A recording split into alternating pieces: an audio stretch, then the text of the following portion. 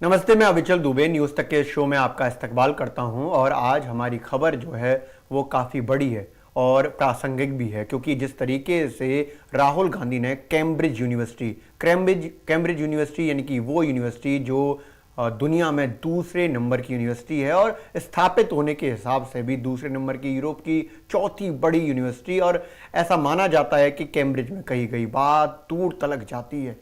Cambridge में पढ़ने वालों की संख्या अपार है, उसके इंस्टीट्यूट जो हैं बहुत बड़े हैं, डिपार्टमेंट्स की संख्या जो है लगातार जो है हमें समझ में आती है कि वो उन चीज़ों को ध्यान में रखकर, उसको मद्देनज़र रखते हुए करते हैं जो दुनिया में चल रहा होता है। कैम्ब्रिज यूनिवर्सिटी में राहुल गांधी का भाषण होना था, यानी कि एक तरह से कहने, भाषण कहें या कहें, उनकी बात रखी जानी थी। उन्होंने भारत को लेकर अपनी बात कही। उनका जो सेक्शन था वो लिसनिंग एंड लर्निंग को लेकर था। एक इंपॉर्टेंट बात उन्होंने कही कि जिस तरीके से भारत में वर्तमान स्थिति है उसमें लोकतंत्र पर हमला हो रहा है। सबसे बड़ी बात यहीं से निकल कर आती है कि कैम्ब्रिज में जाकर, यानी कि ब्रिटेन की यूनिवर्सिटी में जाकर राहुल गांधी साफ तौर पर कहते हैं कि भारत में लोकतंत्र पर हमला हो रहा है। वो सीधे तौर पर मोदी सरकार पर निशाना साधते हैं, कहते हैं कि मीडिया से लेकर जुडिशरी यानी कि न्यायपालिकाएं अभी सरकार के अंडर में काम कर रही है। सरकार ने उनको कब्जे में ले लिया है। ये बड़ी बात है। कैम्ब्रिज में जाकर जब राहुल गांधी कहते हैं तो उसके मायने बड़े हो जाते हैं। अब बहुत तेजी से रिएक्शंस आएंगे, क्योंकि राहुल गांधी ने जो बातें कही हैं वो काफी ज्यादा कंस्ट्रक्टिव तरीके से कही है। इसमें उन्होंने ये भी कहा है कि प्रधानमंत्री ने जो जनधन योजना चला रखी है वो बहुत अच्छी है, उज्ज्वला योजना वो बहुत अच्छी है, लेकिन जो बहुत खराब है वो भारत में लोकतंत्र की यानी कि डेमोक्रेसी की स्थिति खराब है। उन्होंने कहा जासूसी की जा रही है, फोन के जरिए जासूसी की जा रही है, पेगासस का जिक्र किया और उन्होंने बकायदा उसको एक तरह से डेमोन्स्ट्रेट करके यानी कि कर दिखाया। मैं आपको बता करके मतलब कि एक तरह से उन्होंने कहा कि दो चीजें रखी हुई हैं मेरे हाथ में, कुछ भी नहीं है लेकिन तब भी मेरा फोन चल रहा है। ये बात कहना बड़ी बात है। इसके अलावा उन्होंने भारत जोड़ो यात्रा का जिक्र किया, उन्होंने सत्य अहिंसा का जिक्र किया, गांधी का जिक्र किया। इसके साथ साथ जिक्र किया कि जब वो कश्मीर गए तो सुरक्षा बलों ने उनको मना किया कि आप लोगों से मत मिलिए क्योंकि आपकी जान को खतरा है, लेकिन उन्होंने लोगों से मुलाकात करी, लोगों की बातों को जाना, उनकी भावनाओं को जाना और कहा कि कुछ उग्रवादियों से भी मुलाकात हुई, लेकिन उन्होंने उनके आसपास के औरे को देखकर, तिरंगे को देखकर और लोगों की काम करने के तरीकों को देखकर किसी भी तरीके से कोई भी रिटेलिएशन नहीं किया या कोई प्रहार नहीं किया। इसमें वो जब ये दावा करते हैं तो अब ये बात बड़ी हो जा रही है कि कश्मीर में जिस तरीके से राहुल गांधी अपनी बात को आज बता रहे हैं ये काफी ज्यादा बड़ी बात है, क्योंकि भारत में रहते हुए उन्होंने इस बात का जिक्र नहीं किया है। जो कैम्ब्रिज गए हैं तब उन्होंने ये कश्मीर की बात का जिक्र किया है।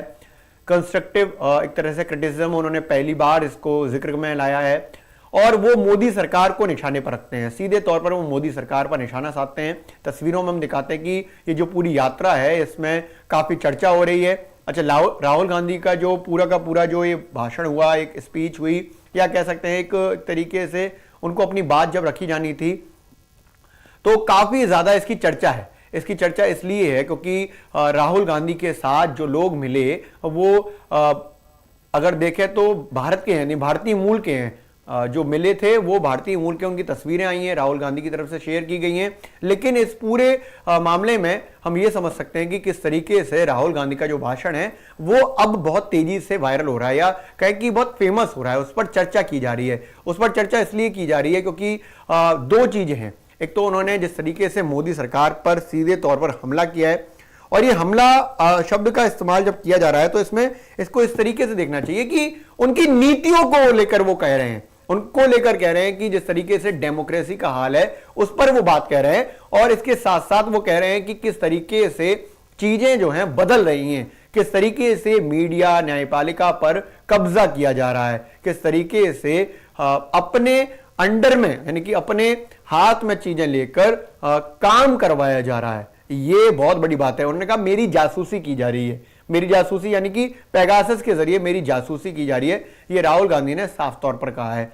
ये बड़ी बात है कि वो कैम्ब्रिज में जाकर उन सब बातों का जिक्र कर रहे हैं जिनका जिक्र वो अक्सर करते रहे, लेकिन अब यहां पर एक तरह से कोलैबोरेशन हुआ है दो चीजों का।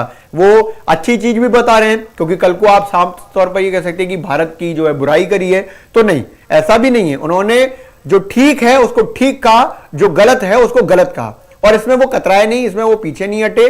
जो ठीक है, यानी कि उन्होंने कहा कि जनधन योजना बड़ी ठीक है या उज्ज्वला योजना बड़ी ठीक है, लेकिन जो चीजें खराब है वो खराब हैं दरअसल लोकतंत्र का इस तरह से दमन किया जाना, या कहें तो सीधे तौर पर मोदी सरकार पर निशाना साध रहे हैं कि वो जासूसी करवा रहे हैं, वो मीडिया को अपने हाथों में ले रहे हैं, न्यायपालिका को अपने हाथ में ले रहे हैं, इसके साथ साथ अपने मनमाने जो है फैसले कर रहे हैं। राहुल गांधी ने एग्जैक्टली क्या कहा है, और हमने कोशिश करी है कि उसको आपको हिंदी में भी आपको समझ में आए, इसलिए क्योंकि अंग्रेजी में ये पूरा का पूरा जो भाषण था, लेकिन हमने उसका तर्जुमा कर आपको सुनाने के लिए बाकायदा एक तरीका इजाद किया कि जिससे आपको समझ में आए कि जो उनका भाषण हो रहा था उसके समान जो वो बातें कह रहे थे वो क्या कह रहे थे। So that's what I described: capture and control of media and the judiciary, surveillance and intimidation. I myself had Pegasus on my phone. Large number of politicians have Pegasus on my phone, on their phone.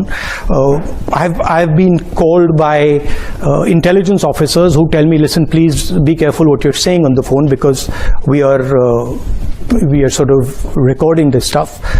So this is a constant pressure that we feel. Everybody knows, and it's been in the news a lot, that Indian democracy is under pressure, is under attack, right? I'm an opposition leader in India, and we are navigating that space. What's happening? The institutional framework which is required for a democracy, parliament, a free press, the judiciary, just the idea of mobilization, just the idea of moving around, these are all getting constrained. So we are facing an attack on the basic structure of Indian democracy. In the Constitution, India is described as a union of states, and that union requires a negotiation, requires a conversation. Here you can see that picture. That picture is taken in front of Parliament House, and that's where a whole bunch of opposition members of Parliament were just standing there talking about certain issues, and we were just locked up and put in jail. And that's happened 3 or 4 times, right? And it's happened relatively violently. That's just an example. And you've also heard of the attack on minorities, the attack on the press. So you get a sense of what is going on. जिक्र किया media को लेकर, उन्होंने जिक्र किया न्यायपालिका को लेकर, और उन्होंने कहा कि पार्लियामेंट के बाहर जो धरना प्रदर्शन किया उसके कुछ तस्वीरें भी उन्होंने कहा कि वो आप देख सकते हैं किस तरीके से। दरअसल पीछे जो एक पावर पॉइंट प्रेजेंटेशन जिस तरह से चलती है ना, इस तरह की प्रेजेंटेशन चल रही थी और वो बोल रहे थे। उस प्रेजेंटेशन में गांधी की तस्वीर थी, उस प्रेजेंटेशन में भारत जोड़ो यात्रा थी, उस प्रेजेंटेशन में जो पार्लियामेंट में धरना प्रदर्शन किया कांग्रेस की तरफ से जब महंगाई को लेकर, बेरोजगारी को लेकर, मॉनसून सेशन में 2022 में, उसकी तस्वीरें थी। और वो कह रहे थे कि हम लगातार विरोध कर रहे हैं, लेकिन उसका बहुत ज्यादा फर्क जो है पड़ नहीं रहा है, क्योंकि जिस तरीके से सारे जो ऑटोनॉमस बॉडीज हैं, बेसिकली वो कह रहे थे कि सारी संस्थाओं को अपने कब्जे में ले लिया है, अपने हाथ में ले लिया है। और जब वो मीडिया का जिक्र कर रहे थे तो उसमें तो ऑटोनॉमस बॉडीज भी नहीं आते हैं, वो सीधे सीधे तौर पर कह रहे हैं कि फंडामेंटल स्ट्रक्चर पर, उन्होंने शब्द इस्तेमाल किया, फंडामेंटल स्ट्रक्चर पर जो हमला किया जा रहा है। तो हम जानते हैं कि डेमोक्रेसी यानी कि संविधान के हिसाब से हमारे पास फंडामेंटल राइट्स हैं, और वो उनको लेकर कह रहे हैं, उन पर आरोप लगा रहे हैं। ये बड़ी बात है, इस पर लगातार जो है चर्चा तेज हो चुकी है कि राहुल गांधी ने ब्रिटेन में जाकर कैम्ब्रिज यूनिवर्सिटी में भारत को लेकर ये सब बातें कही हैं। दरअसल वो भारत को लेकर नहीं कही हैं, अगर हम उसको बहुत अच्छे से समझें तो उसमें समझ में आता है कि वो एक सरकार को लेकर, एक व्यक्ति विशेष को लेकर ये बातें कह रहे हैं। और उसमें वो ये भी कह रहे हैं कि साहब जो अच्छी चीजें चल रही हैं, खासतौर पर वो जनधन की योजना है, चाहे वो उज्ज्वला योजना यानी जिसमें गैस सिलेंडर बांटे जाते हैं, अच्छी बात है, उसमें कुछ खराब नहीं है। यानी कि जो ठीक लग रहा है, उनको लगता है कि ये ठीक है, उसको ठीक ठीक कहा है, और जो गलत लग रहा है उसको उन्होंने साफ शब्दों में, साफ लफ्जों में कहूं तो उसको गलत कहा है। पेगासस को लेकर उन्होंने बड़ी बात कही है। पेगासस हम जानते हैं कि जिस तरीके से बीते 1.5-2 साल में एक बड़ा मुद्दा बन के आया है, उसमें एक तरह का ये मालवेयर है। पेगासस एक मालवेयर है जिसके जरिए आपके फोन की जासूसी की जा सकती है, और ये खबर निकल कर आई थी कि इजरायली कंपनी से करार कर और ये पेगासस के जरिए जासूसी कराई जा रही है कुछ लोगों की। 15 लोगों का पहले नाम आया था और फिर उस हिसाब से उनको पकड़ा गया था, और ये ज़्यादातर सोशल एक्टिविस्ट थे। इसके बाद ये बात आती चली गई कि करीब 2000 लोग ऐसे हैं भारत में जिनकी जासूसी कराई जा रही है।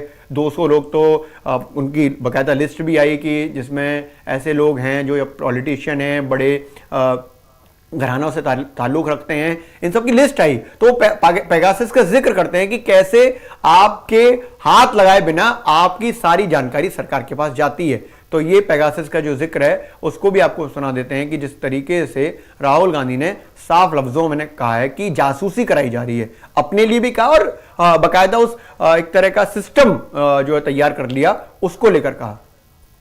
The problem is that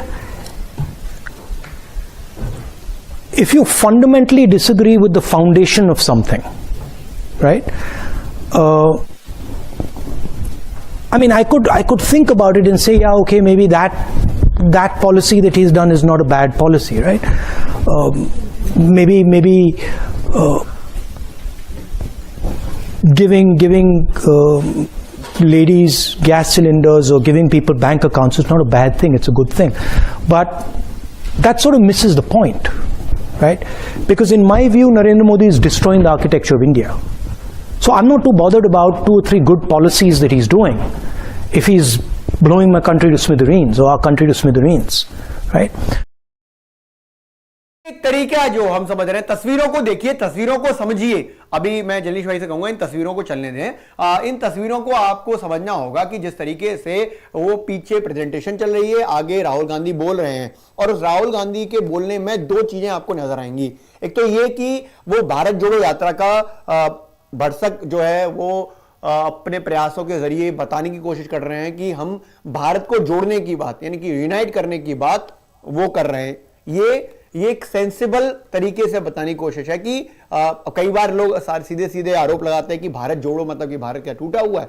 तो ये कोई ज्योग्राफिकली बात नहीं कहते हैं, उसमें बात जो कही जाती है वो थॉट्स के आधार पर, अपने विचारों के आधार पर बात कही जाती है। तो थॉट्स के आधार पर वो कह रहे हैं कि हम लोग कोशिश कर रहे हैं कि भारत को जोड़ा जाए, भारत के लोगों की जो विचारधारा है उसमें अगर कहीं कमी खामी आई है तो उसको हम सही करें, है ना। और इसके साथ साथ वो मोदी सरकार पर निशाना साधना जो है एक बहुत बेसिक शब्द हो गया। मैं उसको आपको बता देता हूं कि जिस तरीके से वो बातें कह रहे हैं, जो अपनी बातों को रख रहे हैं, उसमें 2 चीजें हमें समझ में आती हैं। एक तो ये कि वो पूरी सरकार पर, आप कहें कि रेलवेज पर अलग बात करें और क्या कहते हैं बैंकिंग सेक्टर पर अलग बात करें, इससे बेहतर वो समझते हैं कि सीधे सीधे प्रधानमंत्री नरेंद्र मोदी पर प्रहार किया जाए, उन पर बात कही जाए कि साहब, और वैसे भी बोली जाती है कि मोदी सरकार बोली जाती है, यानी कि जो पीएम मोदी जिस सरकार को चला रहे हैं वो मोदी सरकार है, उनके समझ से ही, उनके ही तेजी से ही वो सरकार चल रही है। तो वो सीधे नरेंद्र मोदी पर अटैक कर रहे हैं।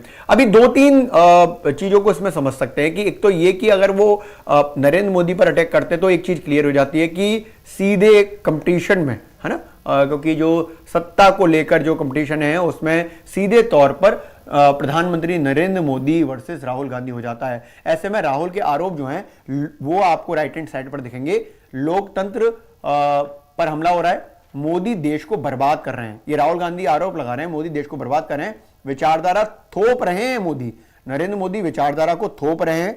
और एक बड़ी बात, मेरे फोन की जासूसी करवाई जा रही है, ये एक बड़ी बात कही है उन्होंने। देश में आक्रोश, असमानता है, यानी कि बराबरी नहीं है, इनइक्वालिटी है, मेरे खिलाफ, विपक्ष में खिलाफ जो है ना वो केस जो है बनाए जा रहे हैं कि खिलाफ जैसे भी केस हो जाए, मीडिया, कोर्ट और सरकारी जो एजेंसीज हैं उस पर कंट्रोल किया जा रहा है, लोकतंत्र पर हमले हो रहे हैं। ये बहुत बड़े गंभीर आरोप कह सकते हैं जिस तरीके से उन्होंने कैम्ब्रिज यूनिवर्सिटी में लगाए हैं। मोदी देश को बर्बाद कर रहे हैं, वो सीधे लफ्जों में कह रहे हैं। विचारधारा यानी कि अपनी जो आइडियोलॉजी है, अपने जो थॉट्स हैं, वो मोदी सरकार, प्रधानमंत्री नरेंद्र मोदी वो लोगों पर थोप रहे हैं। मेरे फोन की जासूसी करवाई जा रही है, जिसमें पेगासस का जिक्र है।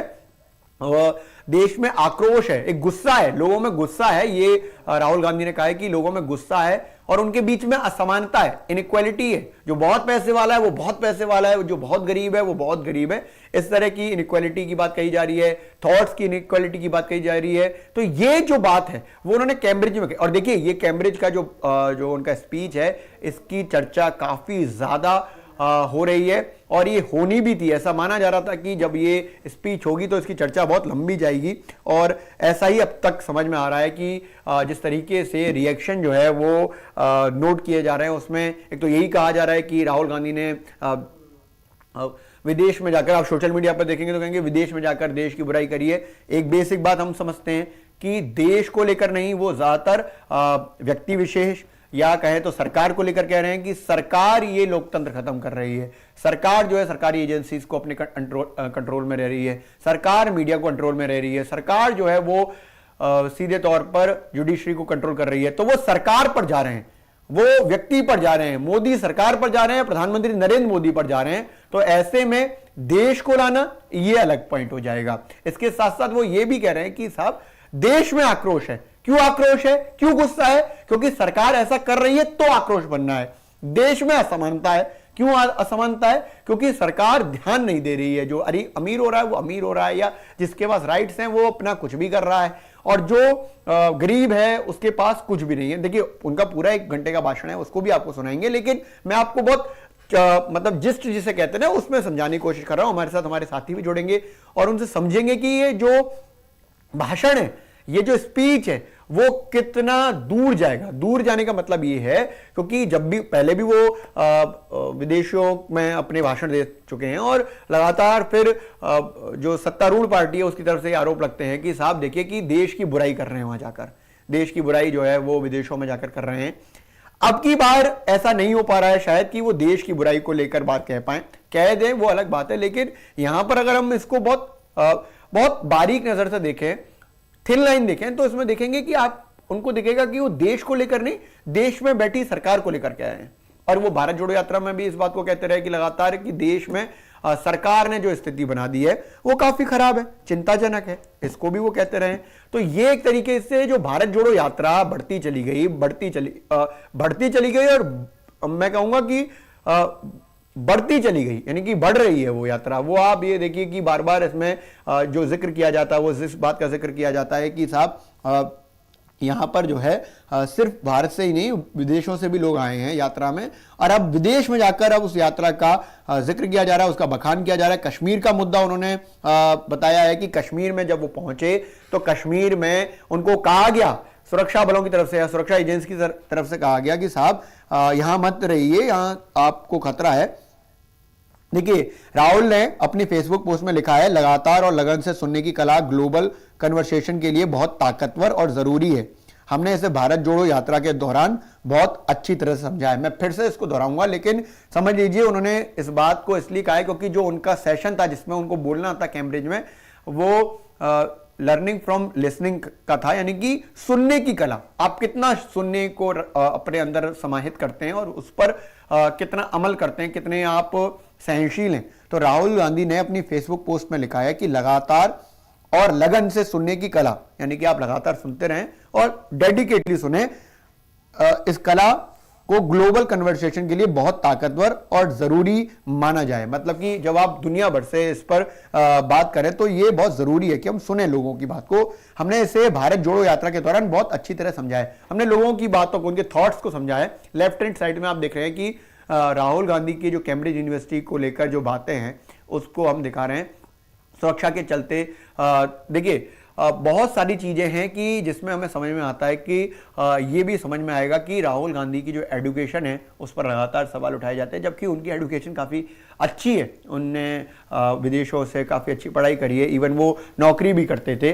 दिल्ली यूनिवर्सिटी के सेंट स्टीफन से उनकी पढ़ाई है। इसके अलावा उन्होंने जो मास्टर्स किया वो विदेश से किया। तो कई सारी बातें ऐसी हैं जो उनके खिलाफ जो है तैयार कर दी जाती हैं, लेकिन ऐसा नहीं है। मैं चाहूँगा कि एक बार राहुल गांधी की वो उस बात को सुना दिया जाए जिसमें उन्होंने जो मीडिया पर हमला है या फिर न्यायपालिका पर हमला है, इसको बड़े कड़े लफ्जों में कहा है कि जिस तरीके से अभी भारत में हो रहा है ये असमानता की बात है, ये इनइक्वलिटी है। और इसमें जो बड़ा रोल है वो मोदी सरकार इस लिहाज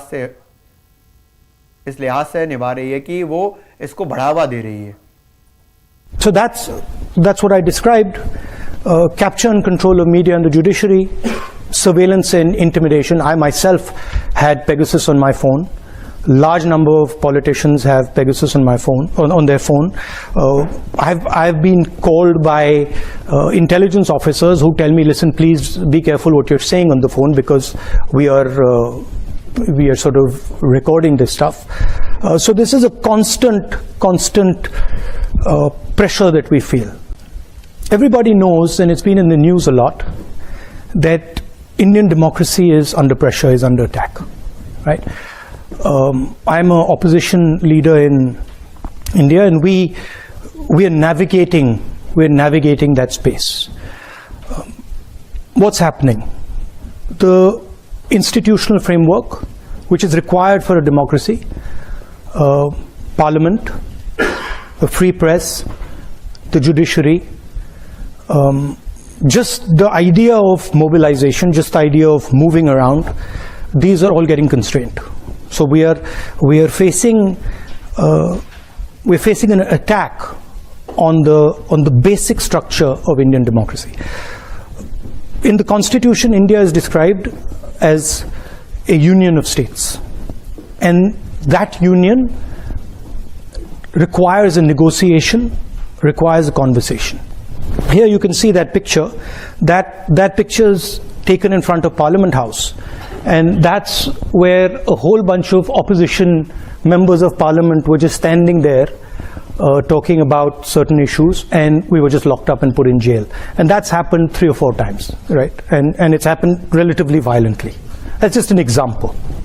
And you've also heard of the attack on minorities, the attack on the press. So you get a sense of what is going on. We are facing a basic fundamental एक तरह से violence जो है, वो उस शब्द का इस्तेमाल तो नहीं करते, लेकिन वो कह रहे हैं कि हम लोग प्रहार को झेल रहे हैं। ये एक बड़ी बात है कि वो फंडामेंटल राइट्स पर जो है बात कह रहे हैं कि हम इस प्रहार को झेल रहे हैं, और ये लगातार हो रहा है। मतलब लोकतंत्र पर, डेमोक्रेसी पर जो हमला हो रहा है, वो उस बात का जिक्र कर रहे हैं। और राहुल गांधी जो है प्रधानमंत्री नरेंद्र मोदी पर भी सीधे तौर पर कैम्ब्रिज में हमला करते हैं। हमला मतलब बार बार हमला कहना शब्द जो है काफ़ी अलग लगता है, लेकिन वो जिस बात को कह रहे हैं वो कह रहे हैं कि प्रधानमंत्री नरेंद्र मोदी चीज़ों को डिस्ट्रॉय कर रहे हैं, ख़त्म कर रहे हैं कई चीज़ों को। इसके साथ साथ वो जो काम कर रहे हैं उससे जो है आक्रोश बढ़ रहा है, असमानता बढ़ रही है। और ये जो चीज़ें हैं कि अपने अंडर में आप मीडिया को ले रहे हैं, आप जुडिशरी को ले रहे हैं, इसके साथ साथ अपने हिसाब से सारी कंट्रोल यूनिट अपने हाथ में रख रहे हैं, ये काफ़ी बड़ी बात है। The problem is that if you fundamentally disagree with the foundation of something, right? I mean, I could think about it and say, yeah, okay, maybe that policy that he's done is not a bad policy, right? Maybe giving ladies gas cylinders or giving people bank accounts is not a bad thing, it's a good thing. But that sort of misses the point, right? Because in my view, Narendra Modi is destroying the architecture of India. So I'm not too bothered about 2 or 3 good policies that he's doing if he's blowing my country to smithereens or our country to smithereens. अच्छी policies का भी वो खूब बखान कर रहे हैं, लेकिन अनुराग ठाकुर इस समय जो है बोल रहे हैं और वो राहुल गांधी के इस भाषण के खिलाफ अपनी बात कह रहे हैं। सुनिए। इस मूल मंत्र के साथ चलने वाले और सबके प्रयास से देश को आगे बढ़ाने वाले नरेंद्र मोदी जी के ऊपर सबने विश्वास किया है। जाति, धर्म, संप्रदाय और क्षेत्र के नाम पर कांग्रेस बांटती चली आई है। बांटो और राज करो, इस मानसिकता के साथ काम किया, उससे देश बाहर निकल चुका है। मोदी जी ने कहा है गुलामी की मानसिकता को छोड़ना है, गुलामी की मानसिकता से बाहर निकलना है। शायद राहुल गांधी जी अभी भी निकल नहीं पाए, कांग्रेस भी नहीं निकल पाई। राहुल गांधी ने ये भी कहा है कि मोदी जो है वो देश के आर्किटेक्चर को खराब कर रहे हैं, अपने विचारों को इंडिया पर थोप रहे हैं। देश के लोगों ने जो प्यार नरेंद्र मोदी जी को दिया है, 1984 के बाद 2014 में और 2019 में पूर्ण बहुमत अगर किसी व्यक्ति और किसी पार्टी को मिला है तो नरेंद्र मोदी जी के नेतृत्व में एनडीए को मिला है। और लोकतंत्र में जनता के निर्णय, जनता का समर्थन, इससे बड़ा कुछ और नहीं होता, और वो बार बार नरेंद्र मोदी जी के पक्ष में आया है। सर, एक और चीज़ उन्होंने कहा कि भारत में सुनी वो है कि बेरोजगारी भारत में उतने रोजगार के अवसर नहीं पैदा किए जा रहे हैं जितना यहाँ के युवाओं को जरूरत है। आंकड़े बार बार बोलते हैं। अर्थव्यवस्था पर कल भी रायसीना डायलॉग में जो दुनिया भर के नेताओं ने, बुद्धिजीवियों ने, अर्थशास्त्रियों ने कहा कि भारत की अर्थव्यवस्था कोविड-19 पैंडेमिक से पहले भी सबसे तेज़ी के साथ आगे बढ़ रही थी, और कोविड-19 पैंडेमिक के समय जो भारत ने रिफॉर्म्स किए, जो कदम उठाए, जहां एक और भूखमरी से और महामारी से देश को बचाया, अर्थव्यवस्था भी भारत को और मजबूत करने का काम किया। दुनिया में सबसे तेज़ी से बढ़ने वाली अर्थव्यवस्था आज भारत है, और 7% की ग्रोथ ये अपने आप में बहुत कुछ कहती है मेजर इकोनॉमीज़ में, कि भारत के बढ़ते कदम आज दुनिया उसको सराह रही है। आज दुनिया के अलग अलग पटल पर, दुनिया के अलग अलग कोनों में भी भारत के नेतृत्व को, नरेंद्र मोदी जी के काम की सराहना हो रही है, और भारत की अर्थव्यवस्था पर लोग अपना विश्वास दिखा रहे हैं। रिकॉर्ड एफडीआई भारत में आ रही है, और पीएलआई स्कीम्स के भी एक के बाद दूसरे का ये जो सफल होना, ये अपने आप में दिखाता है भारत की योजनाओं के बारे में। ये भी आरोप लगाया सर कि जुडिशरी को भी और मीडिया को भी कंट्रोल किया जा रहा है। मीडिया के मित्र मेरे सामने बैठे हैं, ये आपको भी बदनाम करने की कोशिश, और इसी तरह से मैंने पहले कहा कि संवैधानिक संस्थाओं में, चाहे जिसमें देश की जुडिशरी क्यों ना हो, उसको भी बदनाम करने में कांग्रेस और राहुल गांधी जी ने कोई कसर नहीं छोड़ी। इलेक्शन कमीशन हो, जुडिशरी हो, इन पे बार बार प्रहार करना एक आम आदत बन गई है, और बाद में माफ़ी मांग के विदेश यात्रा पर जाना ये राहुल गांधी जी की पुरानी आदत है। देश में उनको सुनने के लिए कोई तैयार नहीं, और विदेश में जाकर जहर उगलने का काम, लोकतंत्र को बदनाम करने का काम और भारत को बदनाम करने का काम राहुल गांधी जी कभी नहीं छोड़ते हैं। सर, राहुल गांधी ने ये भी कहा था कि प्राइम मिनिस्टर ये सोचते हैं कि जितनी माइनॉरिटी थे दूसरे दर्जे के नागरिक हैं, इसके बारे में आप किसी भी धर्म, जाति, संप्रदाय के व्यक्ति के लिए अगर आप मोदी सरकार की सभी योजनाओं को देखेंगे, अगर बैंक खाते सबसे ज़्यादा खुले तो यहाँ पर खुले, सबसे ज़्यादा मुफ्त अनाज का लाभ किसी को मिला, मुफ्त रसोई गैस के सिलेंडर का मिला, नए गैस सिलेंडर से लेके, पानी से लेके, पक्के मकान का। और ये छोटे मोटे नहीं साहब, जब दुनिया भर के सामने ये आंकड़े आते हैं कि 45 करोड़ बैंक खाते खोले गए, 9 करोड़ 60 लाख बहनों को रसोई गैस के सिलेंडर दिए गए, 3.5 करोड़ पक्के मकान बनाकर दिए गए, 6 करोड़ घरों को नल से जल देने का काम किया गया, 80 करोड़ लोगों को 28 महीने तक मुफ्त में राशन देने का काम मोदी सरकार ने किया, तो लोग सोचते हैं, दुनिया भर के लोग सोचते हैं कि ये संभव कैसे हो सकता है। ये असंभव को संभव मोदी सरकार ने किया। लेकिन शायद ये कांग्रेस जो 70 साल में नहीं कर पाई, वो 7 साल में नरेंद्र मोदी जी की सरकार ने किया, तो इनको कभी ये विश्वास भी नहीं हुआ। सर, ये एक पैटर्न, एक इकोसिस्टम देखते हैं सर, जो बार बार ऐसे फॉरेन सॉइल पे जाके इंडिया के खिलाफ, कॉन्स्टिट्यूशनल बॉडीज़ के खिलाफ बोलते हैं, वो भी उस दिन जब इलेक्शन कमीशन ने रिजल्ट डिक्लेयर करे हैं और बीजेपी को एक बड़ी जीत मिली है, उस दिन भी बॉडीज़ पे सवाल उठाए जा रहे हैं डेमोक्रेसी पे। सर, जब कांग्रेस पार्टी की धुलाई और सफाई, सुपड़ा साफ हर चुनाव में हो रहा हो, गुजरात के बाद नॉर्थ ईस्ट तक जाकर, तो ये स्वाभाविक है, देश में तो उनकी स्वीकारता है नहीं, और जो बाहर लोगों को कुछ पता नहीं, उनके बीच में जाकर तो आप कुछ भी झूठ बोलेंगे, और उनको ये पता नहीं राहुल गांधी जी भ्रष्टाचार के मामले में बेल पर हैं, और एक बार नहीं कई बार माफ़ी, कभी पार्लियामेंट, कभी कोर्ट्स में ये मांगने का काम उनका हो चुका है। सर, एक थोड़ा सा इससे अलग सवाल है। अकबरुद्दीन ओवैसी, जो असदुद्दीन ओवैसी के भाई हैं, उन्होंने ये कहा है कि पहले सेक्युलरिज्म के नाम पे मुसलमानों को काटा जाता था, अब हिंदुत्व के नाम पर। तो उन्होंने ये कहा कि हमें कोई चौकीदार नहीं चाहिए, हमें एक मजबूत प्राइम मिनिस्टर चाहिए। देखिए, मजबूत प्रधानमंत्री अगर मिला, और मैं कहूँगा मजबूत के साथ साथ जो महिला, मजदूर, गरीब, वंचित, शोषित, पीड़ित, इन सबके कल्याण के बारे में सोचता है, गरीब कल्याण के बारे में, जिसके दिल में दर्द है हर भारतीय के लिए। और आज भारत की छवि, जहां ऑपरेशन गंगा चलाकर 21,000 से ज़्यादा भारतीयों को, भारतीय छात्रों को युद्ध की भूमि से, यूक्रेन से बचाकर लाना, इससे मजबूत क्या होगा। नेपाल से लेकर अफगानिस्तान, सीरिया, लीबिया से लेकर सबसे भारतीयों को बचाकर यहाँ पर लाना, इससे ज़्यादा मजबूत क्या होगा। ऑपरेशन दोस्त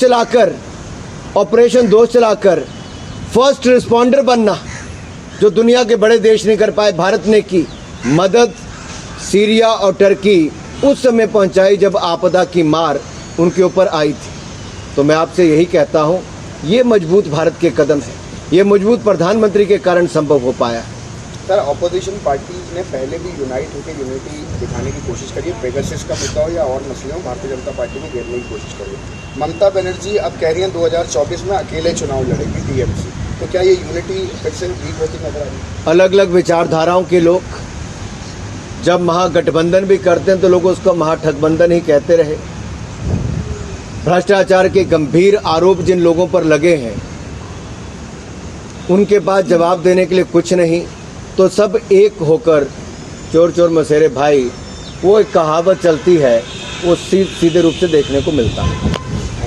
धन्यवाद।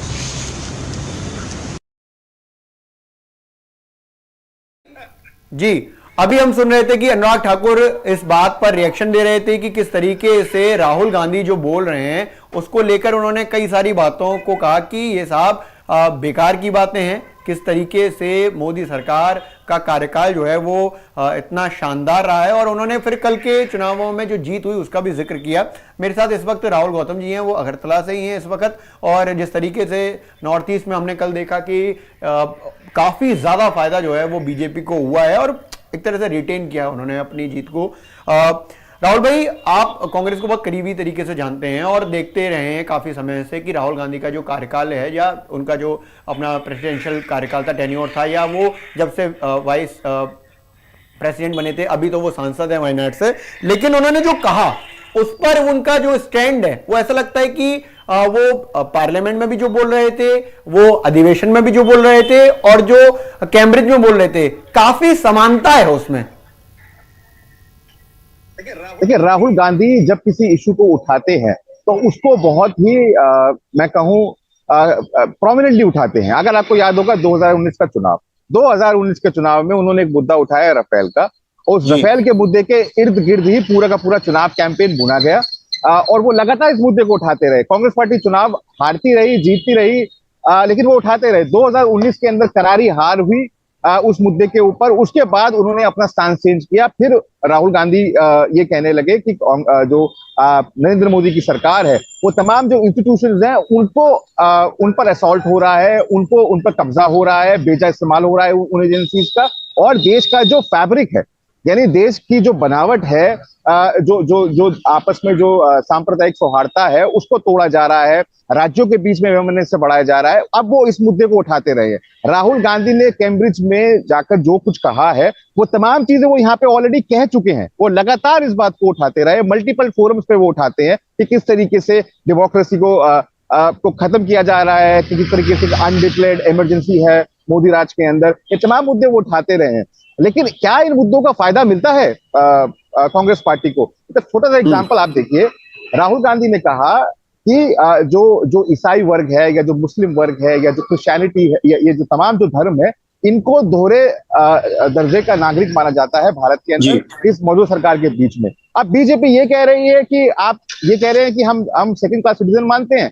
मेघालय जो कि एकमात्र क्रिश्चियन मेजोरिटी स्टेट है, वहां पर भी हम जीत जाते हैं। माफ कीजिएगा, नागालैंड जो एकमात्र क्रिश्चियन मेजोरिटी स्टेट है, वहां पर भी हम जीत जाते हैं। मेघालय के अंदर भी हम जीत जाते हैं। त्रिपुरा के अंदर जो ट्राइबल एरियाज हैं, उन तमाम जगहों पे हम जीत रहे हैं। तो यानी जो लोग हैं वो विश्वास करते हैं मोदी सरकार के अंदर, उसकी पॉलिसीज के अंदर। बीजेपी को वो कतई वो नहीं मानते हैं जो राहुल गांधी कहते हैं, और राहुल गांधी इन तमाम चीजों को उठाकर उससे कांग्रेस पार्टी का चुनावों में कोई भला नहीं होता। तो कुल मिलाकर देखिए, मैं आपको थोड़ी देर पहले हम जिक्र भी कर रहे थे, कांग्रेस पार्टी को बीजेपी ये कहती है कि ये अपने मुगालते में रहते हैं, ये ऐसी चीजों को लेकर जाते हैं जिनका लोगों पर इम्पैक्ट नहीं होता। और इसी वजह से आप देखिए जो पूरा चुनावी रिकॉर्ड है, अगर आप देखिए पिछले 9 सालों में जितने तमाम मुद्दे उठाती है कांग्रेस पार्टी, उन मुद्दों को वो लोगों के बीच में ले आकर वोट्स में ट्रांसफर नहीं कर पाती, यानी चुनावों में उसको फायदा नहीं मिलता। चाहे आप कोई भी मुद्दा अगर आप उठाए, मैंने आपको राफेल का एग्जांपल दिया, राफेल का मुद्दा लगातार कांग्रेस पार्टी उठाती रही, राहुल गांधी प्रमुखता से उठाते रहे, उसका चुनावों में बिल्कुल कोई, मैं कहूं कि कोई फायदा नहीं मिला कांग्रेस पार्टी को। इसके अलावा अब जो ये मुद्दे हैं तमाम जो उठाए जा रहे हैं, इसका भी जो अल्टीमेट रिजल्ट है वो चुनावों में वोट परसेंटेज में आप देखिए तो कुछ ज्यादा फर्क नहीं पड़ता है। यहां पर अलायंस किया था त्रिपुरा के अंदर लेफ्ट के साथ में, करारी हाथ 13 सीट पर लड़े थे,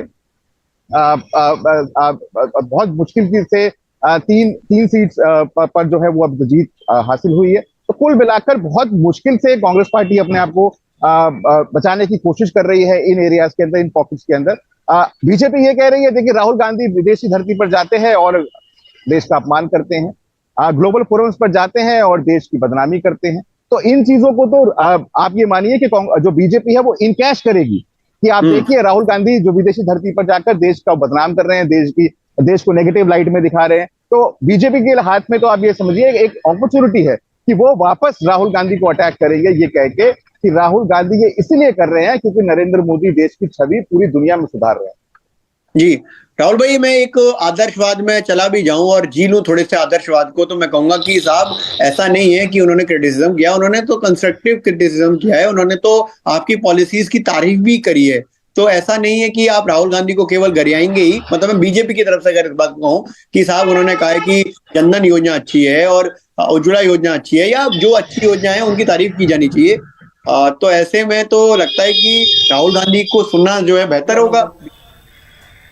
देखिए अगर आप कांग्रेस नेताओं से बात करें तो दबी जबान में ही सही, 2 चीजें ऐसी हैं जो नरेंद्र मोदी सरकार की जो पिछले 9 साल में की गई, जिनको लेकर वो कहते हैं कि हाँ इन चीजों पर काम हुआ है। एक सबसे ज्यादा जो बोलते हैं वो है टॉयलेट्स, जो वॉशरूम बनाए गए। उनका कहना है कि महिलाओं को खासतौर पर जो रूरल एरियाज हैं वहां पर बहुत ज्यादा परेशानी थी, और उन टॉयलेट्स का जो पूरा ये कॉन्सेप्ट आया, बल्कि ये कहा जाए नरेंद्र मोदी की सरकार में रेवोल्यूशनरी काम हुआ उसके अंदर, उसका उनको लगता है कि फायदा हुआ। और दूसरा स्वच्छता को लेकर जो सिविक सेंस को लेकर जो नरेंद्र मोदी सरकार ने कि अगर आप खुद अगर आज एक रैपर फेंक देंगे जमीन पर तो कोई बच्चा अगर आपको टोक देगा कि बहुत सही बात है सर या अंकल आप डाल दीजिए इसको डस्टबिन के अंदर, तो ये सिविक सेंस है।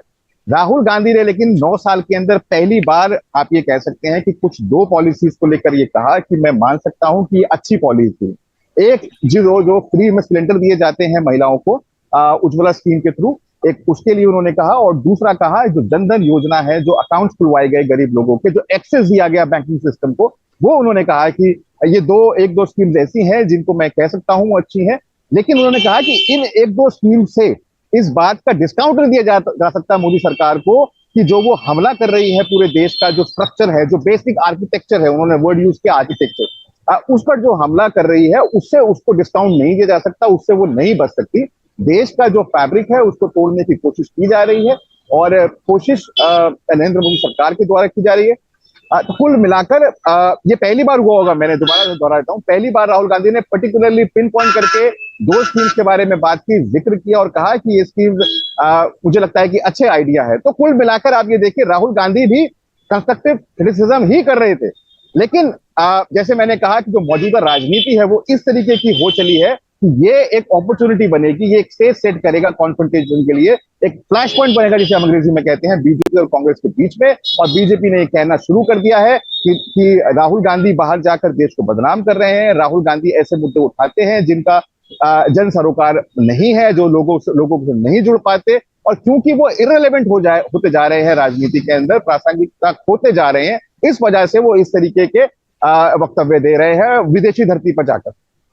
जी राहुल भाई, लेकिन इसमें जरूरी है कि जिस तरीके से अगर हम बात करें कि 3 राज्यों, जो नॉर्थ ईस्ट के 3 राज्यों में चुनाव संपन्न हुए, वहां पर कांग्रेस को एहसास था कि वो वहां पर बहुत अच्छा कर नहीं पाएंगे। उनको ये एहसास ज्यादा हो रहा है कि वो कर्नाटक, राजस्थान, मध्य प्रदेश, छत्तीसगढ़, जहां पर 2018 में जीते थे, 2 राज्यों में जहां सरकार है, वहां पर वो अपनी फसल को ज्यादा बेहतर तरीके से उगा सकते हैं, तो उसके लिए वो आगे काम करें।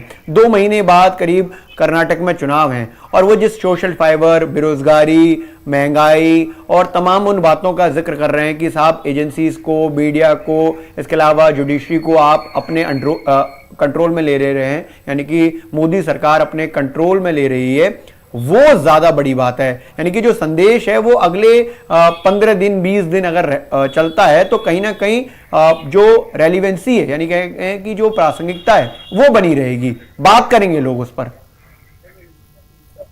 कर्नाटका के अंदर ये तमाम मुद्दे आपने कहे, ये तमाम मुद्दे हैं, लेकिन वहां पर जो चुनाव केंद्रित है वो मुंबई सरकार का जो 40% सरकारा, आपको याद होगा, पे सीएम जी कमीशन, तो वहां पर तो स्पेसिफिक करके टारगेट किया जा रहा है सरकार को। देखिए, मेरी एक बहुत सीनियर लीडर है कांग्रेस पार्टी के, उनसे कुछ पहले बात हो रही थी, उन्होंने कहा था 2024 का मतलब कांग्रेस पार्टी के से मतलब है कर्नाटका, यानी अगर कर्नाटका नहीं आया तो 2024 को आप भूल जाइए। 2024 में तभी पार्टी खड़ी होगी जब कर्नाटका जीतेगी। कर्नाटका से जो जीत का मोमेंटम बनेगा वो मध्य प्रदेश में यूज होगा, छत्तीसगढ़ के अंदर यूज होगा, और तब जाकर कांग्रेस पार्टी 2024 के अंदर मजबूती से खड़ी होगी। आप देखिए, बीजेपी भी इसीलिए पूरा फोकस किए हुए है कर्नाटका के ऊपर कि किसी प्रकार से कर्नाटका को रिटेन करे, क्योंकि अगर रिटेन करते हैं तभी वो स्थिति में होंगे कि सरकार जो है वो मेजोरिटी के साथ में अपने बलबूते पर वो लेकर आ सके। तो कर्नाटका का थोड़ा सा जो सिस्टम है कांग्रेस पार्टी का वो थोड़ा डिफरेंट है। वहां पर वो पिन पॉइंटेड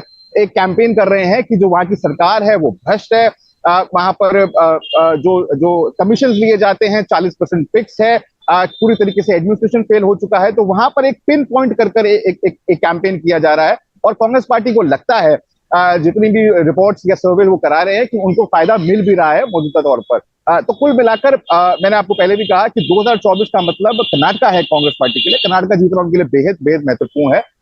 और इसी वजह से आप देखिए इन चीजों का मुद्दा, आप देखिए, आप मध्य प्रदेश की बात कीजिए, मध्य प्रदेश के अंदर पार्टी किन मुद्दों को लेकर जा रही है। मध्य प्रदेश के अंदर कांग्रेस पार्टी ये चाहती है कि हम ये दिखाएं कि वहां पे एंटी इनकम्बेंसी है, लेकिन जो बाकी के जो मुद्दे हैं, जैसे कि डेमोक्रेटिक इंस्टीट्यूशंस को ओवर रूल किया जा रहा है, ओवररन किया जा रहा है, ये मुद्दा शायद छिंदवाड़ा में कोई व्यक्ति अगर बैठा है तो वो उससे कनेक्ट नहीं कर पाएगा, या कोई व्यक्ति अगर इंदौर में बैठा है शायद वो कनेक्ट नहीं कर पाएगा इस मुद्दे से। तो जो मुद्दे हैं कांग्रेस पार्टी को बहुत ध्यान से और समझ के उठाने पड़ेंगे ताकि उनका वोटों में ट्रांसलेशन हो सके। होता क्या है, राहुल गांधी एक लाइन सेट करते हैं और क्योंकि वो सुप्रीम लीडर है अपनी पार्टी के, उसके बाद वही लाइन बाकी के लोग टो करते हैं। जब वो नीचे तक वो पूरी लाइन आती है, उसको जब उनके जो नेता दोहराते हैं अलग अलग जगहों पर, तो वो देखते हैं या फिर वो महसूस आप भी कर सकते हैं कि वो वोटों में इतना ट्रांसलेशन नहीं होता है और शायद इसी का खामियाजा उठाना पड़ रहा है।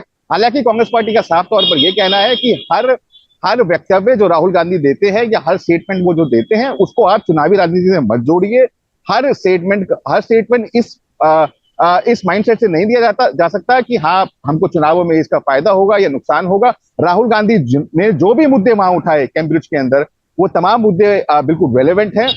लगातार जितनी भी इंटरनेशनल एजेंसीज हैं, इंटरनेशनल अखबार है, इंडिया का जो मीडिया है, वो तमाम लोग रिपोर्ट कर रहे हैं कि देश के अंदर किस तरीके से जो इंस्टीट्यूशंस है उनको कैप्चर किया जा रहा है, एट्रोसिटीज बढ़ती जा रही हैं दलित माइनॉरिटीज महिलाओं के ऊपर। तो ये जो तमाम चीजें, ये मेरे बहुत ही पर्टिनेंट इश्यूज हैं, बहुत इंपॉर्टेंट इश्यूज हैं जो राहुल गांधी ने वहां पर उठाए और मात्र आईना दिखाया मोदी सरकार को कि भाई ग्राउंड रियलिटी ये है। आप भले ही आप कितना ही प्रचार करिए कि देश में जो है वो सब कुछ राम राज्य है, लेकिन सच्चाई ये है। हालांकि बीजेपी ये कहती है कि आप विदेशी धरती पर जाकर ये कह रहे हैं कि देश के अंदर सब कुछ ठीक नहीं है और देश जो है वो बहुत ही खराब जगह है। ठीक उसी समय G20 समिट चल रहा है और 20 देशों के जो फॉरेन मिनिस्टर्स है वो यहाँ पर आए हुए हैं। इनफैक्ट जो ब्रिटिश सेक्रेटरी है, फॉरेन सेक्रेटरी, वो भी यहीं पर है। तो कुल मिलाकर बीजेपी ये कह रही है आप इन तमाम मुद्दों को उठाते रहिए और हम चुनाव जीतते रहेंगे। एक ज्यादा समय नहीं लूंगा आपको और वहां पर कवरेज करनी है, तो 2 सवाल मैं करूंगा। एक तो ये कि जिस तरीके से राहुल गांधी ने ये सवाल उठाए उसमें भारत जोड़ो यात्रा का बड़ा जिक्र किया है और आप भारत जोड़ो यात्रा में खूब समय रहे थे। एक तरह से ये भी लग रहा है कि भारत जोड़ो यात्रा 2.0 भी आ सकती है, जो ईस्ट से वेस्ट आए। तो ऐसा भी हो सकता है कि बराबर अपने आप को राजनीति में बरकरार रखने के लिए लगातार अपनी बातें रखी जा रही हैं। जब भारत जोड़ो यात्रा आएगी तो चीजें और बदलती रहेंगी। बिल्कुल भारत जोड़ो यात्रा 2.0 उसको कहा जा रहा है, वो बिल्कुल शुरू होने वाली है। अगले हफ्ते तक आप देखेंगे जो उसकी डिटेल्स हैं वो पब्लिक डोमेन में आ जाएंगी। अब की बार जो ये यात्रा होगी ये वेस्ट से ईस्ट की तरफ जाएगी और आप ये कह सकते हैं कि भारत का पूरा वेस्ट से ईस्ट की ईस्ट से वेस्ट, ये बड़ा कंफ्यूजन है। नहीं, वेस्ट से ईस्ट की तरफ जाएगी। अच्छा, वेस्ट से ईस्ट की तरफ जाएगी और ये कोशिश होगी कि भारत के पूरा मानचित्र है उसको उसको टच किया जाए और इस वजह से आप मान के चलिए कि अगले हफ्ते तक पूरी डिटेल्स बाहर आने वाली है। एक चीज और मैं आपको बताऊं, आपने कहा कि क्या जो इश्यूज हैं वो चेंज होंगे। देखिए, इश्यूज जुड़ तो सकते हैं और इश्यूज जुड़ जाएं, वो शायद ऐसा हो सकता है, लेकिन ये इश्यूज को कहीं छोड़ने वाले नहीं है राहुल गांधी इन इश्यूज को स्टिक करेंगे। वो ये लगातार ये जो नैरेटिव है इसको आगे बढ़ाएंगे कि देश के अंदर जो इंस्टीट्यूशंस हैं उनको कैप्चर किया जा रहा है, सेकुलर फैब्रिक को टोर किया जा रहा है। और राहुल गांधी ने जब भारत जोड़ो यात्रा को निकाला था तो अगर आप ध्यान से उनको सुने तो वो जिस भी राज्य में जाते थे उस राज्य की अगर वो चुनाव, जैसे वो कर्नाटका गए, कर्नाटका में उन्होंने बार बार 40% सरकारा, पे सीएम, इन तमाम चीजों की बात की। लेकिन जब वो ऐसे राज्यों में गए जहां पर चुनाव नहीं थे तो वो अपना जो इश्यूज उठाते हैं उन्हीं पे उन्होंने स्टिक किया। बात करो, अगर आप बात करें जैसे वो महाराष्ट्र गए, महाराष्ट्र में उन्होंने उन्हीं इश्यूज को उठाया जिनको वो अपने इश्यूज को लेकर वो उठाते रहते हैं। चाहे वो बात की जाए कि कैसे बीजेपी जो है वो नफरत बढ़ा रही है, आरएसएस जो है वो एक धर्म विशेष को टारगेट करती है, तमाम चीजों को वो दोहराते रहे। नफरत की राजनीति हो रही है देश के अंदर। आपको याद होगा उन्होंने एक बड़ा मशहूर एक स्टेटमेंट दिया कि नफरत के बाजार में मैं मोहब्बत की दुकान खोल रहा हूँ। तो इस तरीके की बातें लगातार करते रहे। लेकिन जब वो कर्नाटका पहुंचे तो उन्होंने वहां का जो सबसे प्रासंगिक मुद्दा था या जो सबसे रेलेवेंट बर्निंग इशू था, जो करप्शन को लेकर कांग्रेस पार्टी चुनाव में जा रही है, उसी पर उन्होंने स्टिक किया, क्योंकि वो जानते थे कि यहाँ के लोग अगर कनेक्ट करेंगे, अगर कांग्रेस पार्टी को वो वोट डालेंगे तो इन्हीं इश्यूज पर डालेंगे। तो कुल मिलाकर मुझे ये लगता है जैसे अगर मैं इसको एक आम भाषा में समझाऊं कि राहुल गांधी जो इश्यूज उठाते हैं वो इंपॉर्टेंट इश्यूज हैं, जैसे कांग्रेस पार्टी भी मानती है, बहुत और लोग भी मानते हैं, लेकिन क्या उनको वोट में ट्रांसलेशन हो पा रहा है, यही सवाल है सबसे बड़ा। यही सवाल कांग्रेस पार्टी को अपने आप से वो पूछती भी होगी, आई एम श्योर। लेकिन क्या उनको चुनावी राजनीति में इसका फायदा मिल रहा है? क्योंकि अगर फायदा नहीं मिल रहा है तो क्या स्ट्रैटेजी को रिकैलिब्रेट करने की जरूरत है, क्या स्ट्रैटेजी को चेंज करने की जरूरत है? क्योंकि आप एक चीज को इसको अंग्रेजी में एक आपने कहावत सुनी होगी, फ्लॉगिंग अ डेड हॉर्स। आप मरे हुए घोड़े को बार बार चाबुक से मारे जा रहे हैं कि वो खड़े होगा भाग। अगर आप इन मुद्दों से उठाए जा रहे हैं बार बार चुनाव में, अगर आपको फायदा नहीं मिल रहा है तो कांग्रेस पार्टी एक पॉलिटिकल पार्टी है, एक एनजीओ नहीं है। उसका अल्टीमेट पावर के अंदर आना है।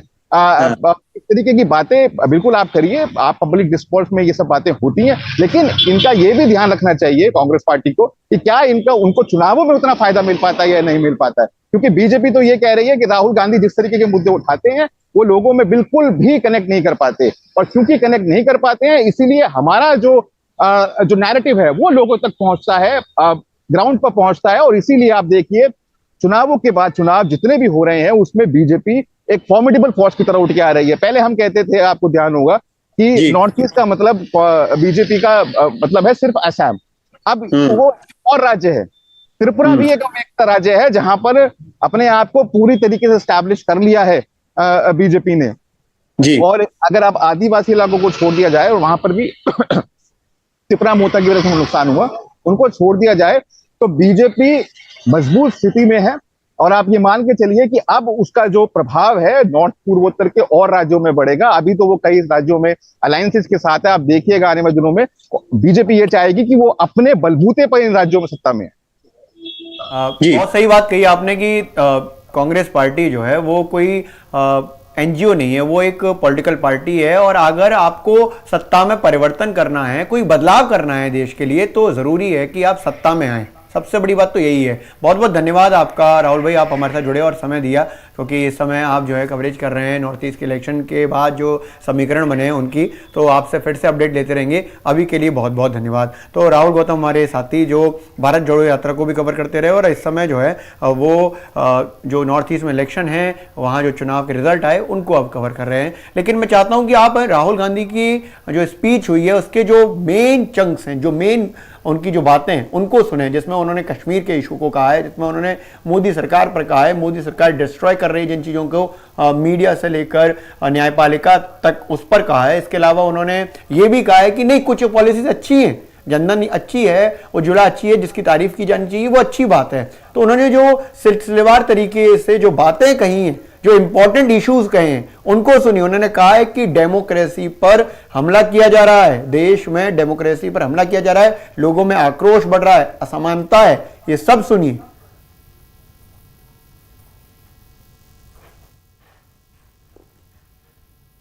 I think he is imposing an idea on India that India cannot absorb, right? India, as I said, is a union of states. It's a negotiation, and if you try to force one idea on a union, it'll react, right? I mean, I've got a Sikh gentleman sitting here, right? He's from the Sikh religion. You come from India? He comes from India, right? We've got Muslims in India, we've got Christians in India, we've got different languages in India, right? They're all India. Mr. Narendra Modi says he's not. Mr. Narendra Modi says he's a second class citizen in India. The problem is that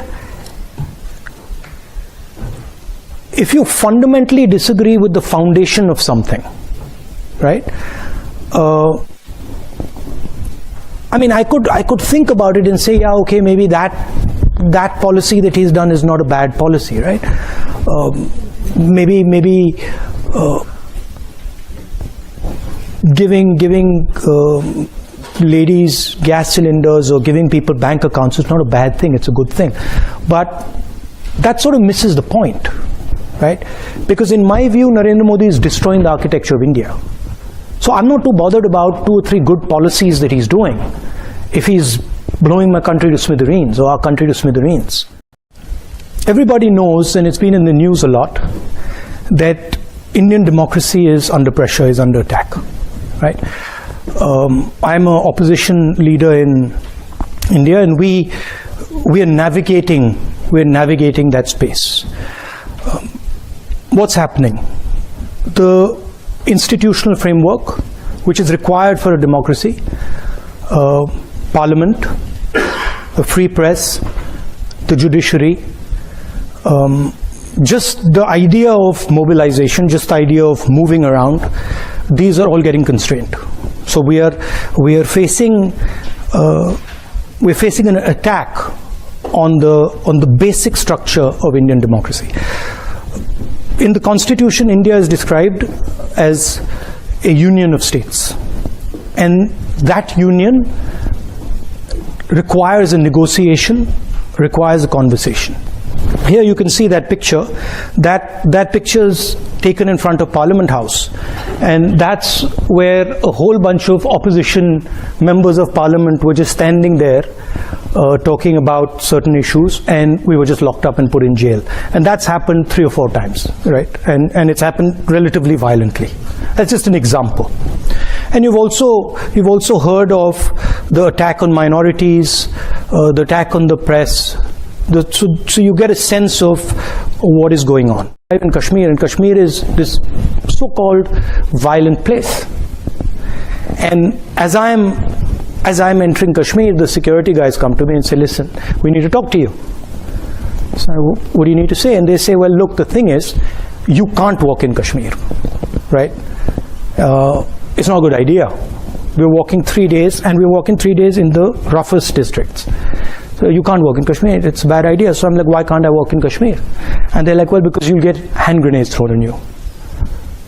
So now I'm responsible for 120 people I'm working with, right? So I'm like, look, let me go and have a little word with them. And so I go and have a little word with them and say, look, they're telling us they're going to get hand grenades thrown at us. And they're like, okay. And I was like, frankly, I want to walk. I mean, if we get hand grenades, we get hand grenades. So they're like, yeah, we should all walk. And so we decided we're going to walk. The problem is that if you fundamentally disagree with the foundation of something, right? I mean, I could think about it and say, yeah, okay, maybe that policy that he's done is not a bad policy, right? Maybe giving ladies gas cylinders or giving people bank accounts is not a bad thing, it's a good thing. But that sort of misses the point, right? Because in my view, Narendra Modi is destroying the architecture of India. So I'm not too bothered about 2 or 3 good policies that he's doing if he's blowing my country to smithereens or our country to smithereens, right? देखिए किस तरीके से जो राहुल गांधी ने Cambridge university में अपनी बात को कहा है और उसके बाद अब जो है रिएक्शन जो है बहुत तेज़ हो गए हैं। ख़ासतौर पर अगर देखें तो आईएनबी मिनिस्टर हैं अनुराग ठाकुर, उन्होंने सीधे तौर पर राहुल गांधी के लिए कहा है कि यहाँ सब बढ़िया चल रहा है, उनको पता नहीं किस तरीके से ख़राब लग रहा है। तो उसको लेकर अनुराग ठाकुर की बात को सुनिए। कल के नतीजे दिखाते हैं कि कांग्रेस का सुपड़ा साफ फिर एक बार हुआ है और ये रोने धोने का काम राहुल गांधी जी अब विदेशी धरती पे फिर एक बार कर रहे हैं। नतीजे क्या आएंगे उनको पता था और ये पेगासस कहीं और नहीं, उनके दिलो दिमाग पर बैठा हुआ है।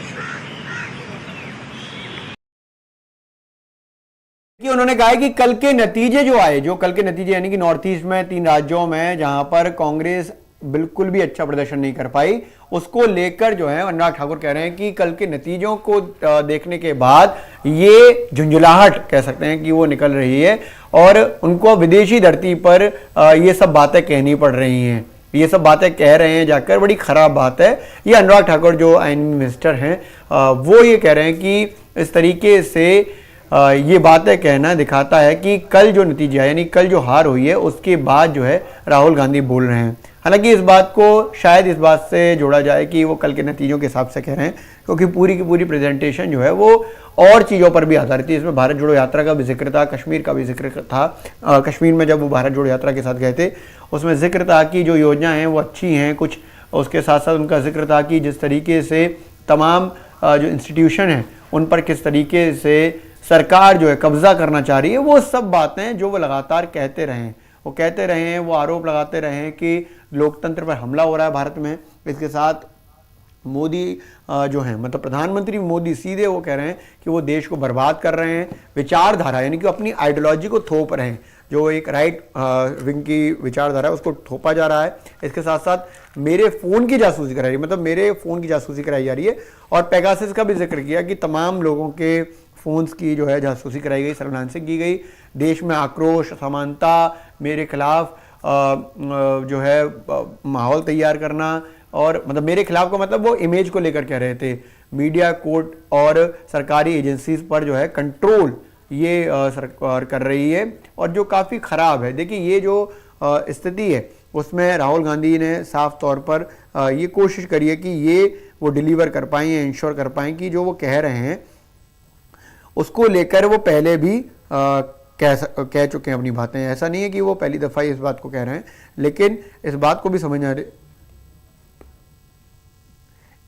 समझना होगा कि किस तरीके से राहुल गांधी ने ये जो बातें कही हैं, क्या इसको लेकर पहले भी कुछ चीज़ें ऐसी आती रही हैं? हाँ बिल्कुल, जब उन्होंने 7 फरवरी को लोकसभा में अपनी बात को रखा तो यही इसके आसपास ही चीज़ें घूम रही थी।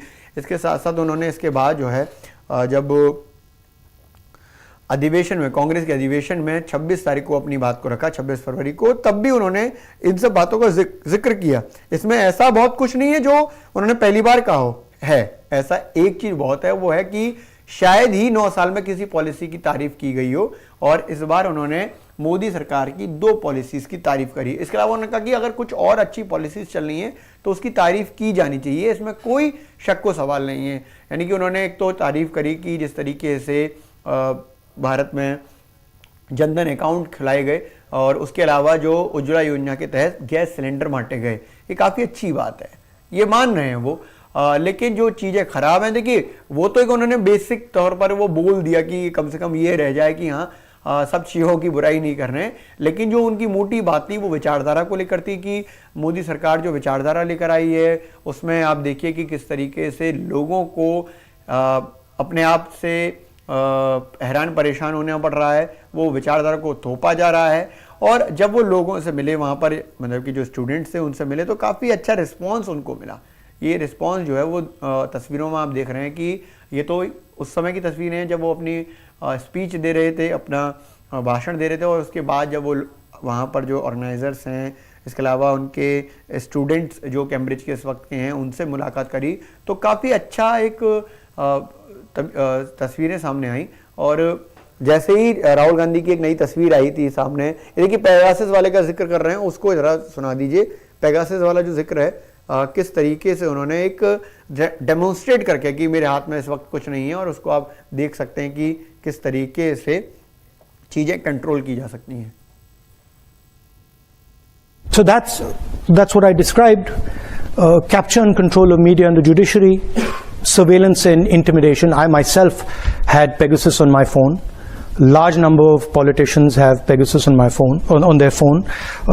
I've been called by intelligence officers who tell me, listen, please be careful what you're saying on the phone, because we are sort of recording this stuff.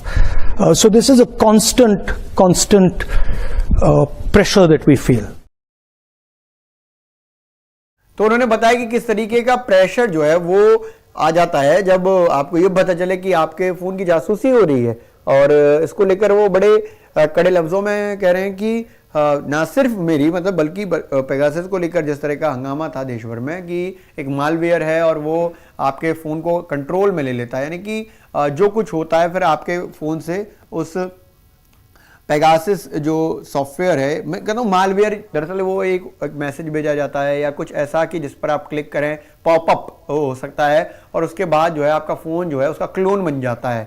ने पेगासस क्या है, बेसिकली पेगासस क्या है, इसको भी बड़ा लोग समझ नहीं पाते। तो पेगासस एक तरह का सिस्टम या कहें कि एक तरह का सॉफ्टवेयर है, उसके ज़रिए जासूसी की जाती है, निगरानी की जाती है। ये कोई फिजिकल जासूसी नहीं है, ये पूरी तरह से सिस्टमेटिकल जासूसी है। उसमें क्या होता है कि आपके फ़ोन पर कोई मैसेज आया, कोई पॉपअप आया और आपने क्लिक किया उस पर, तो आपके फ़ोन का पैरेलली क्लोन बन जाएगा, यानी कि फ़ोन आप जैसे चला रहे हो वैसे ही सामने फ़ोन दिखता रहेगा कि आप किसको फ़ोन कर रहे हो, किसको मैसेज कर रहे हो, व्हाट्सएप कर रहे हो, सब कुछ दिखता है।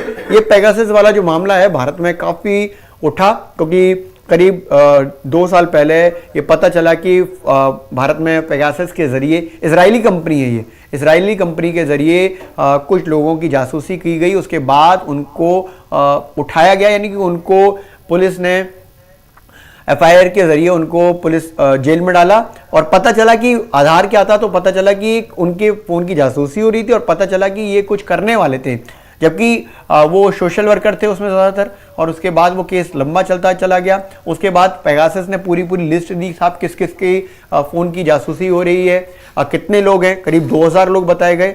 कैसे जासूसी होती है, ये मेरा फ़ोन है, इस पर कोई मैसेज आया या कोई पॉपअप आया, यानी कि एकदम कुछ ब्लिंक नहीं होता है, तो हम उसको क्रॉस करते हैं या उसको सेलेक्ट कर लेते हैं, क्लिक हेयर लिखा रहता है, या कोई मैसेज हमने पढ़ा, उसमें कोई किसी भी तरह का लिंक है, उसको क्लिक किया, इतनी देर में ही आपके ये इस फोन का एक और क्लोन बन जाएगा। वो क्लोन इजराइल में बने, इंग्लैंड में बने, अमेरिका में बने, पाकिस्तान में बने, चीन में बने, आपके ही देश में बन जाए। जो जहां सिस्टम लेकर बैठा है, जिसने मालवेयर भेजा है, वो भेजा है कि जहां आपको पॉपअप पर क्लिक करना है, उसको वहां पर आपके सॉफ्टवेयर की, आपके फोन की, अब मैं अगर इसमें कैलेंडर भी देख रहा हूं, अलार्म भी देख रहा हूं, तो सब वहां दिखेगा।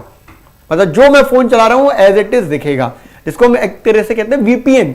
वीपीएन भी तो यही सिस्टम है ना, कि आप एक जगह सिस्टम चला रहे हो और अगर आपने वीपीएन क्रिएट कर दिया तो दूसरी जगह भी चल सकता है, लेकिन वो आपकी आजादी पर चलता है, आपके एक्सेप्टेंस पर चलता है, आपके कंसेंट पर चलता है।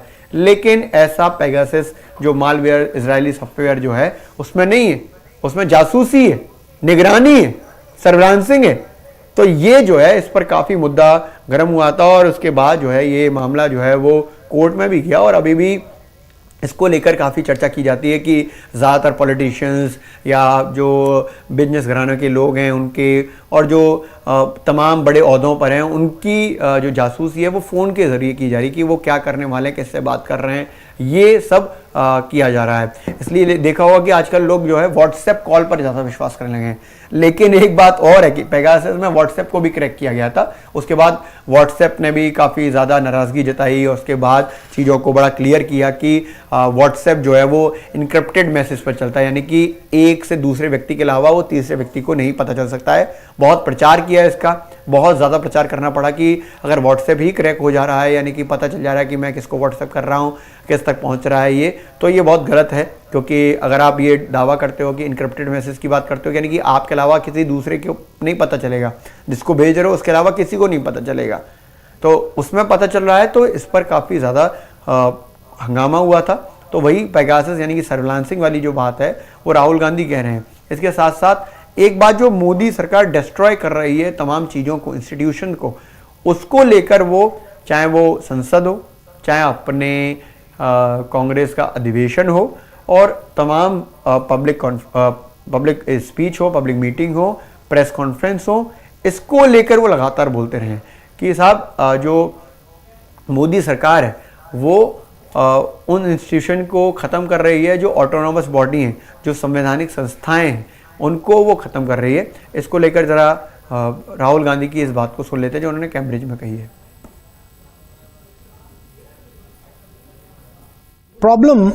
The problem is that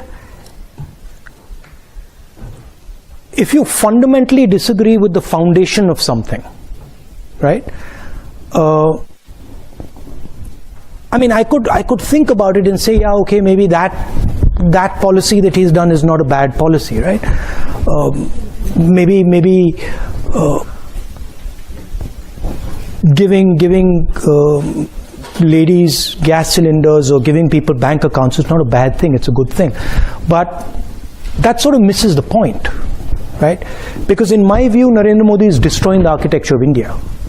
So I'm not too bothered about 2 or 3 good policies that he's doing if he's blowing my country to smithereens or our country to smithereens.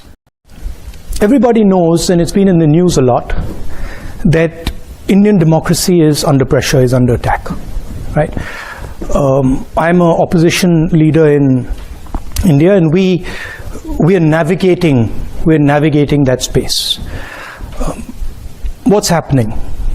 The institutional framework which is required for a democracy, parliament, a free press, the judiciary, just the idea of mobilization, just the idea of moving around, these are all getting constrained. So we are facing an attack on the basic structure of Indian democracy. In the Constitution, India is described as a union of states, and that union requires a negotiation, requires a conversation. Here you can see that picture.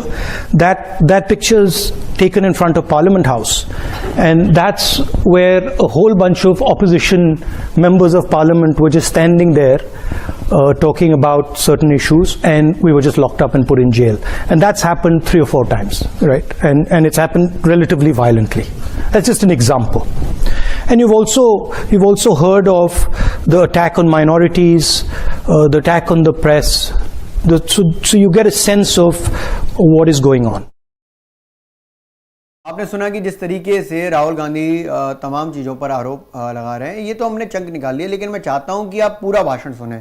पूरे भाषण को आप सुनेंगे तो आपको समझ में आएगा कि राहुल गांधी जब कैम्ब्रिज में बोले तो काफ़ी ज़्यादा मुखर होकर बोले, और चाहे वो मोदी सरकार की पॉलिसीज़ को कुछ को बेहतर बताना हो, लेकिन ज़्यादातर पर वो अपनी नाराज़गी व्यक्त कर रहे थे। वो ये बता रहे थे कि किस तरीके से चीज़ों को ख़राब किया जा रहा है। सुनिए ज़रा।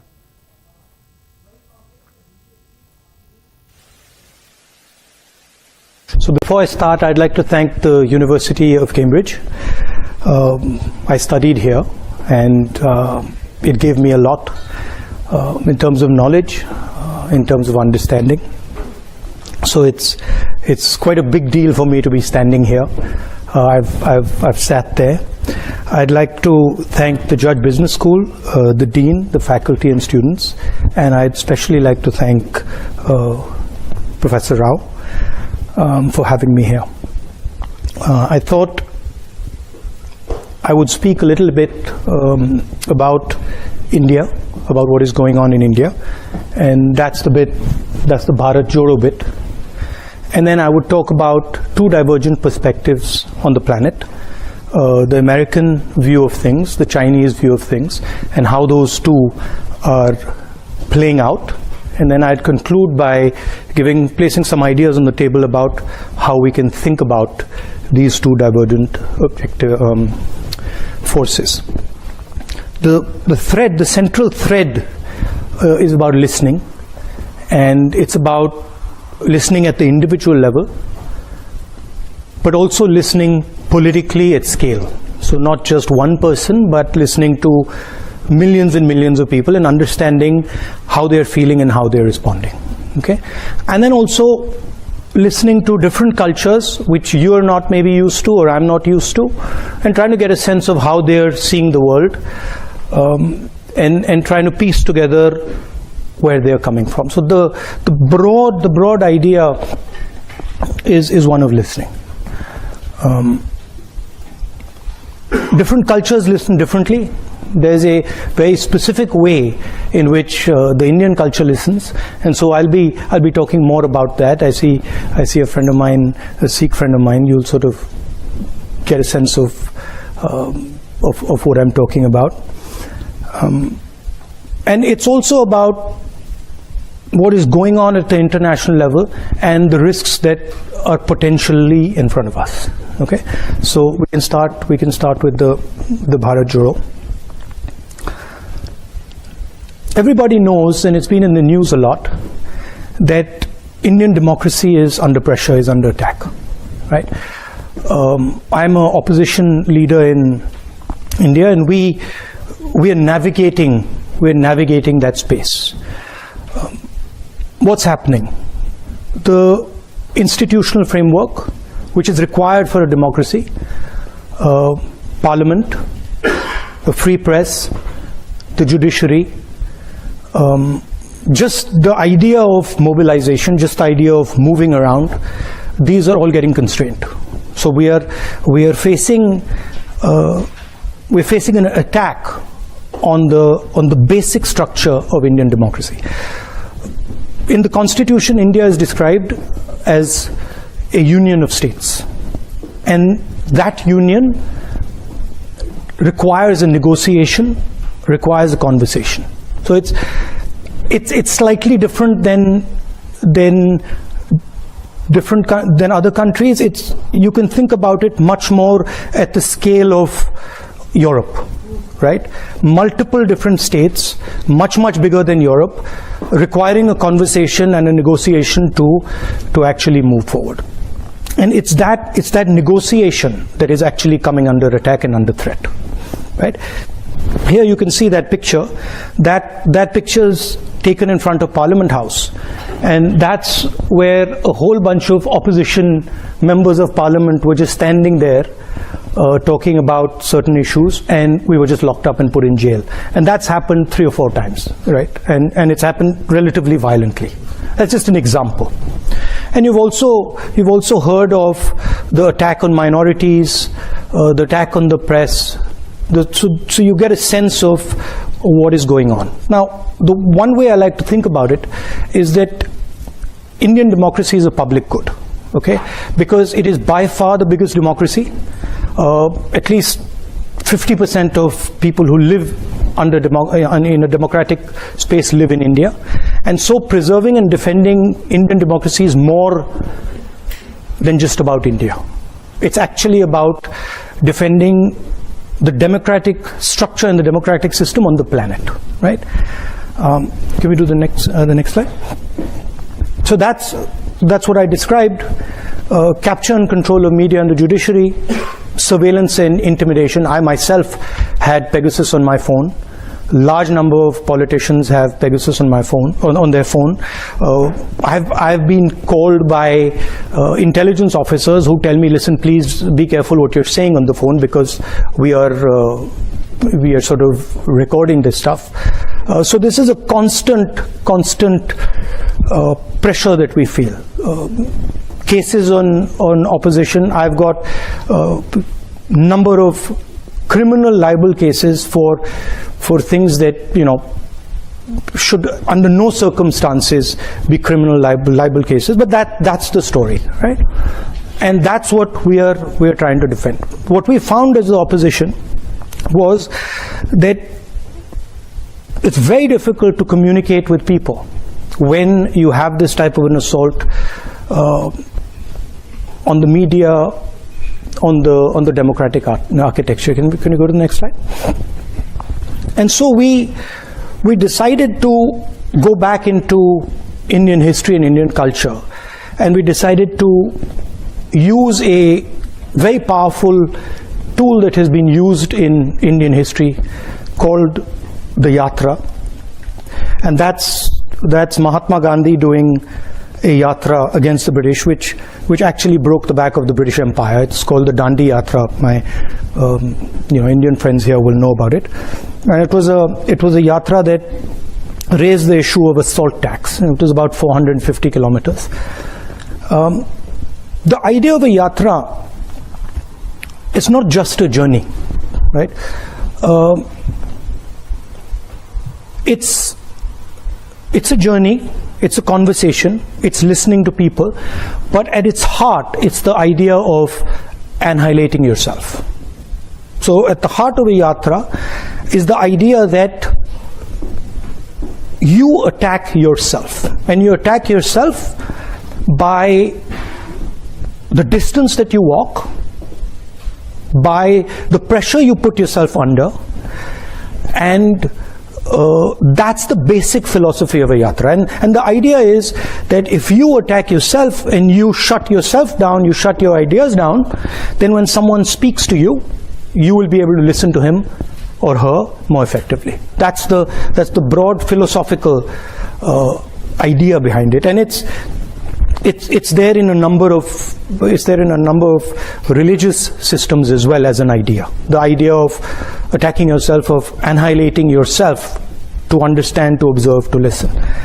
And it also has to have a sense of perseverance. It can't be that you just do it for 5 days. It's got to hurt you. It's got to be long. It's got to take time. Can we do the next one?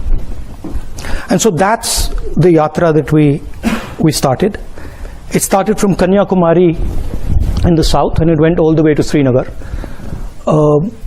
5 months, well actually 4.5 months of continuous walking, 4,000 kilometers, 14 states, 136 days, 9 languages, multiple religions. Next slide. And so we started on this. We decided, okay, we're going to do this. We got 125 core people, and we said, okay, we start to walk. And we had no idea, frankly, what we were getting ourselves into. Okay, because I'm a runner, so for me, I thought to myself, look, okay, we're walking 30 kilometers a day. I run 10 easily, so 30 can't be that difficult, right? A little bit of arrogance. So I was like, this is not going to be a big deal. And so we started. And immediately we realized what we had got ourselves into, okay? Because this was not actually about the distance at all, right? The distance was almost irrelevant. It was about the energy that was embedded in this thing, right? And the number of people, the scale of the thing, spiraled completely out of control. So it went, in our imagination, it was 120 people walking with, 3,000, 2,000 people coming sometimes. This became 50, 100,000 people. And when you get 50, 100,000 people next to you, it's not easy, because you are just thrown around, right? And the forces are very, very big. To give you an idea, 6 people died, okay, walking this thing. Multiple people broke their legs, arms, and that was the type of energy that was released. What I did early on, I thought to myself, okay, so what is my responsibility in this? What do I have to do? And I came out with a concept which was that when we're walking and there's this massive group of people and this pressure, I have to ensure that the space in front of me is safe, right? Whether it's a woman who comes, whether it's a young kid who comes, whether it's a handicapped person, whoever comes, that person's got to feel that I'm comfortable and in this huge energetic system, I'm safe. That was my first idea. And the second idea was, which I told the guys working with us, I said that, look, whoever comes into this space must feel that they've come home, right? They should not feel that this is a political rally. They should feel that they've come to see there were many of us, so they've come to see their brother, or they've come to see their sister, or they've come to see their mother, and they should feel very comfortable over there. And then when they leave, they should have a feeling that I just left home. So we try to make it a personal, emotional connect with people. That was just an idea, and that's the idea here of creating this listening space. Can we do the next one?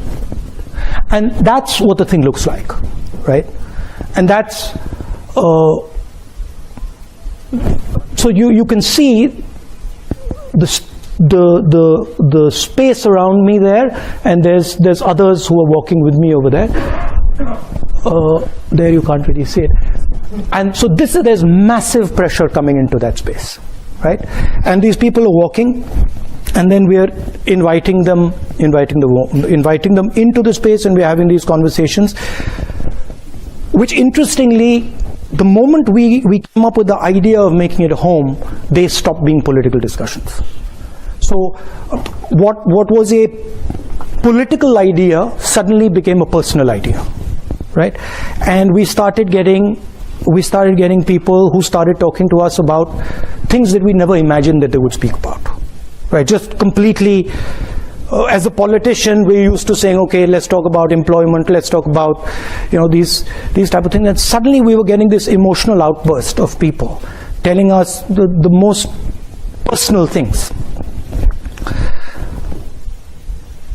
When you meet somebody, especially when you're a politician, the first thing you're trying to do is you're trying to tell them that you understand their situation, right? And even in business, that's the first thing you're trying to say. Look, I know what your problem is. I know how to solve your problem. That's the starting point. So when I began, that was my idea. Somebody had come to me and I'm a farmer. Oh yeah, your problem is, with the seeds, and your problem is, the fact that you're not getting your insurance money, etc. These type of things. And very quickly that just stopped, because the number of people that I was dealing with, was just too much. And the pain, then what also started to happen was my knee started to give me trouble. I had an old injury in college which had gone away, and then suddenly that thing started up, right? So in my mind I was like, okay, I got to make sure that this is under control, and frankly there's not much I can say now, and I just got to listen to everybody. And so what slowly started to happen is that my desire to speak just started to die, right? One, because I couldn't speak to so many people, and two, because I was in pain and I was just like, okay, I got to cruise through this thing, right? I'd get up in the morning. You can imagine it. You have knee pain, and you're like, okay, so how many kilometers do I got to go? 3,500. How do you even come to terms with that, right? You're like, my God, right? So this is, as I was dealing with this, I started to sort of go silent, right? And so I would speak to somebody. It would be as if I was like a dark lake. I'd just be sitting there and silently, and the person would be speaking to me. And slowly I started to feel many things that I could not feel before, right? So for example, a farmer would come, he'd grab my hand, and immediately when I grabbed his hand, I could tell the suffering that he's been through, the pain that he's been through, the difficulty he's been through. So you started to hear not just with your ears, you start to hear with your hands, you start to listen with your eyes, you start to look, you're walking with somebody and you can see that he's struggling. So you start to get a sense of what this person is and where he's coming from. Very, very deep sense of that. I'll give you the most shocking example of this, and I said that these discussions started becoming very personal. So we're walking and suddenly these two, and how you can hear in an individual, right, the voice of millions of people, right? That's what as a politician I think about. How do I take what you're saying and say, okay, how do I now take it from there to what a million ladies are saying, or million women are saying, or what you're feeling, how do I translate it to what a million or 500,000 women are saying? So I'm walking and suddenly these two girls come, one of them grabs my hand on this side and the other one grabs my hand on this side. And when they grab my hand, I feel something I've never felt before, right, in their hand. I'm like, this is strange. The way they're holding my hand, there's something strange in it, right? It's like almost like a desperate way of holding my hand. So I look at the girl and I say, tell me, what's happened? How are you doing? And she looks at me and she says, well, my sister and me, that's the sister, were gang raped by 5 guys. So this is not a personal conversation that you have with somebody you've just met. So I'm like, look, let's call the cops. Right? That's my first reaction. I'm like, that's a real problem, let's call the cops. And they're like, no, please don't call the cops. You can't call the cops. So why can't I call the cops? And they're like, well, if you call the cops, we'll be shamed. And then the girl says, and I'll never be able to get married. So I said, what do you want me to do? They're like, don't call the cops. So I was like, okay, so but then what do I do? If I don't call the cops, how do I help you? They're like, no, we just wanted our brother to know what has happened to us. And I said, yeah, you've told your brother what's happened to you, but now what do I do? And there's nothing you can do. And then they walked away, right? So now you extrapolate that and you can see thousands of women who have faced something like that, and you can see the pain that is there hidden. You can see the difficulty that they're dealing with. The other thing they said, the other thing I thought when they walked away, I was like, my God, so these girls have dealt with this and now they're going to deal with it for the rest of their life and they're never going to tell anybody. Right? And I thought, that's crazy. But that's it. Right? So these are the type of things that started to happen. And they started to change. As a politician, the way I look at people and the way I think about people and the way I react to people, right? Almost like a silence in me.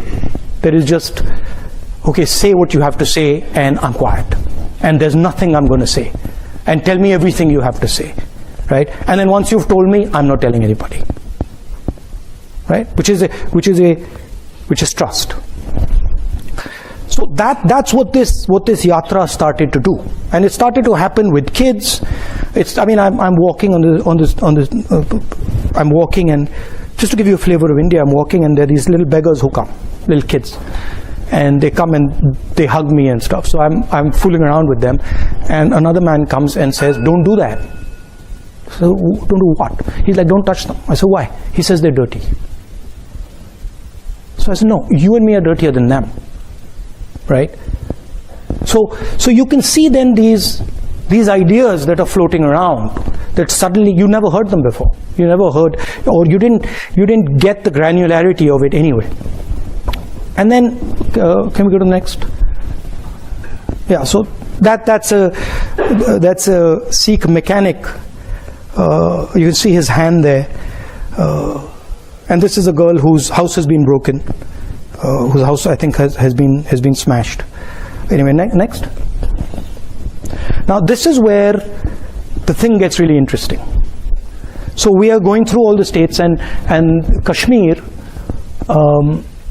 is a state which is insurgency prone, right? There's there's a lot of violence. There's been quite a lot of violence for many years. In fact, that picture there is me putting flowers on the spot where almost 40 soldiers were killed by a car bomb some years back. So we arrive in Kashmir, and Kashmir is this so-called violent place. And as I'm entering Kashmir, the security guys come to me and say, listen, we need to talk to you. So what do you need to say? And they say, well, look, the thing is, you can't walk in Kashmir, right? It's not a good idea. We're walking 3 days, and we're walking 3 days in the roughest districts. So you can't walk in Kashmir. It's a bad idea. So I'm like, why can't I walk in Kashmir? And they're like, well, because you'll get hand grenades thrown on you. So now I'm responsible for 120 people I'm walking with, right? So I'm like, look, let me go and have a little word with them. And so I go and have a little word with them and say, look, they're telling us they're going to get hand grenades thrown at us. And they're like, okay. And I was like, frankly, I want to walk. I mean, you know, if we get hand grenades, we get hand grenades. So they're like, yeah, we should all walk. And so we decided we're going to walk. And we start to walk. And suddenly what starts to happen is these Indian flags start coming everywhere, right? Everywhere, they just start coming out, right? The first day we're told about 2,000 people are going to show up, and 40,000 people show up, right? And that thing over there, when I'm sitting on that jeep, is because the police and security system just been overloaded, and it's collapsed, right? Because they can't manage the crowd. And if you look carefully, you'll see the panic on the security people's faces. Anyway, they pull us out of that and say, this just doesn't work. We can't go through this in this manner. And then the next day they set it up properly, and then we go through. That's us entering Kashmir where the mountains are. That's on the first day. And then the really interesting thing happens. So we've been told we're going to be killed. We're walking, and people are coming, and then one guy looks at me and he says, call me. So I'm like, come. And the security people have said, listen, please don't do this. Please don't call people. Like, we walk here, don't call people, because this is putting everybody at risk. So the guy says, call me. I say, come. So he comes, starts walking next to me, and he says, Mr. Gandhi, you've come here to listen to us? So I'm like, yes. So he's like, that's interesting. He's like, you really come here to listen to us? And I'm like, yes. So he's like, good. And then he says, you see those guys over there? And we're walking. And he says, you see those guys over there? And I'm like, yes, who? He's like, those boys over there. And I'm like, yeah. He's like, the militants, right? Now, militants should normally kill me. In that environment, militants should kill me. And he says, they're there, and they're looking at you. So I look at them, and they give me this sort of, I'm serious, they give me this sort of look. And I'm like, okay, I'm now in trouble, right? Because this guy's just told me this. They give me this look, and I give them this look back, and then we carry on, nothing happens, right? And why I'm telling you this is because they actually couldn't do anything. They actually didn't have the power to do anything, even if they wanted to. Because I had come into that environment listening. And I had come into that environment completely with no violence in me at all. And the vast number of people there were seeing that. Right? So that to me was an indicator of the power of listening and non-violence. Now, what did we hear in India? The main thing, we heard that, and this you don't hear in the media. In the media, you have a completely different discourse going on. You have Bollywood, you have cricket, you have all sorts of other stuff. What we heard in India is, the main thing we heard is unemployment. That India is simply not producing the jobs its youngsters need, period, the end. And that's everybody, all the young people, okay? So I want to leave you with that. Now let's go to the next. So now let's move to the two divergent ideas. there are many ideas, but the two that are big and the two that are powerful in playing out, the idea of the United States and the idea of China. And we know that the United States is the dominant superpower, global superpower, and it's had a record since the 1940s of enabling large amount of prosperity and growth. Okay, and it's done that in a democratic environment. It used to produce, and it used to produce in a democratic framework, and that's quite an important thing in my view. The history of the United States, everybody knows. People went from Europe, people went from England because they were persecuted. So the idea of individual freedom is very, very deep in America. And the Americans, at least with their citizens, will protect that idea very firmly and very strongly. Right? And the other idea that's central to America is the idea of openness, the idea that anybody can come into America and anybody can dream the American dream. I was educated there, and I remember being surprised at how open it was. I'll give you an anecdote. My father had just died, and I had been killed, and I was in America in college, and I was a bit upset. So my guardian told me to come from Boston to Atlanta, and I remember 3 or 4 in the morning I got up, took the cab to Logan Airport, and there was a Haitian taxi driver, and I started talking to him, and he said, you know, America's given me my life. America has given me everything I have. I had nothing in Haiti, and I came here, and they love me, and they treat me with respect, and I'm part of the American dream. And then I walked out to on the curb, and as I was walking out, I pulled my suitcase out, and there was a guy standing there, and he had these suitcases in front of him. So he said, which airline are you flying? And I was a bit suspicious. I was like, why is this stranger asking me which airline am I flying? And anyway, I hesitated, and I told him, and he said, oh, you can do curbside check-in. And I was, what's that? And he's like, well, you can just leave your bags here. Now for me, this was just like a mind-blowing idea, right? Like, I leave my bags here? Okay. So I was like, no.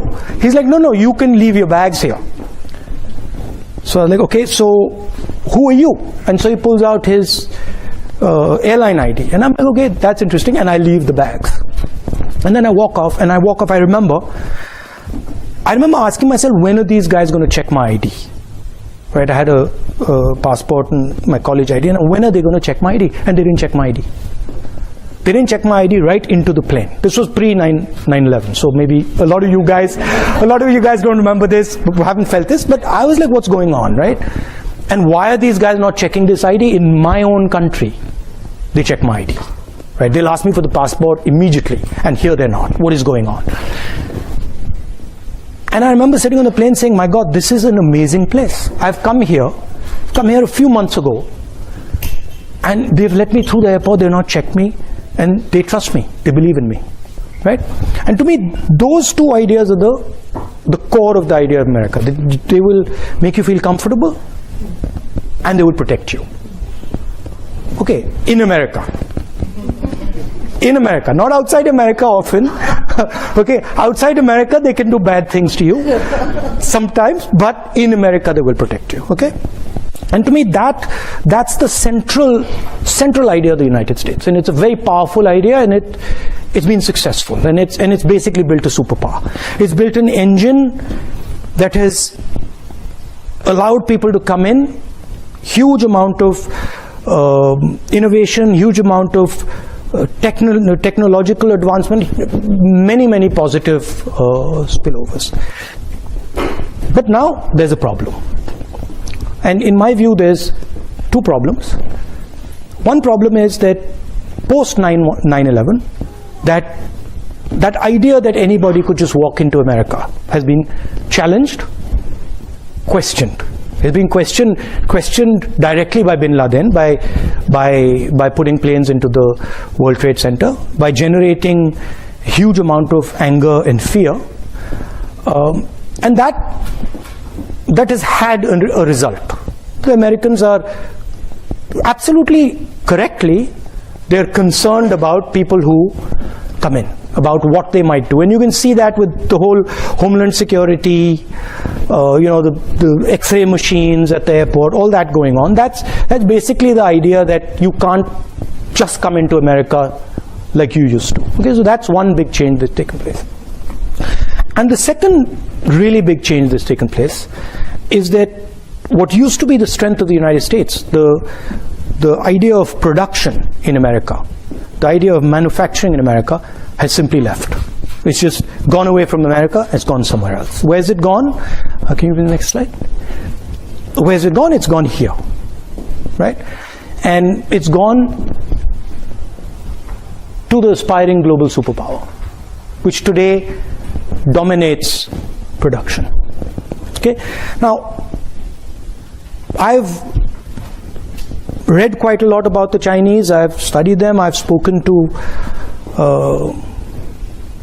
senior leaders. I've spoken to people who think about China. I'm not an expert, but I have a decent understanding. Okay? So bear that in mind.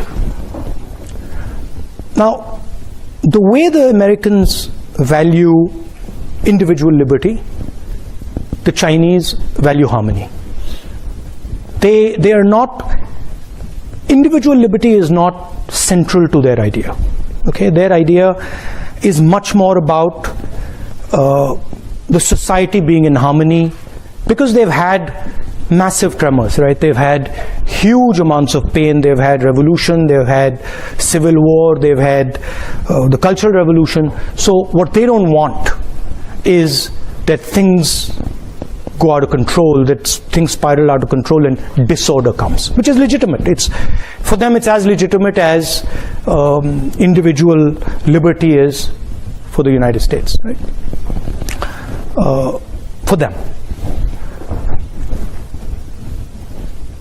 One conversation that I had really struck me about China, and it's shaped how I think about it. Okay, and the conversation was with a senior gentleman of the Communist Party, and I asked him, I said, tell me, what is China? Right? I said, is China a country? He says yes. And I said, okay, is China a nation? And he said yes. I said, no, but give me a Chinese explanation of what you are. And so he says, look, Mr. Gandhi, I'll explain it to you. He says the Yellow River comes down from the Himalayas. It flows down. And it has unlimited power. It has unlimited energy in it. He says if Chinese civilization orders itself and organizes itself effectively, which it does on the coast, mostly, it can harness the power of the Yellow River. And when it harnesses the power of the Yellow River effectively, China rises. He says sometimes what happens is the Yellow River comes with all its energy, and China cannot organize itself to harness its energy. And then there is disorder in China. And the energy havoc in, and then flows into the sea and is wasted. And I thought this was a completely different way of thinking about a country than anything I had heard from any Western politician. I had never heard anything of this type, right? If you ask American politicians what is America, it's land of the free, right? They don't start talking to you about the Mississippi River and that's. I never heard it. Maybe they do. Okay, but so China looks at energy. China looks at flow. China looks at processes, right? And China tries to shape them. Now, if you use that metaphor, you can see some of their actions flowing out of this.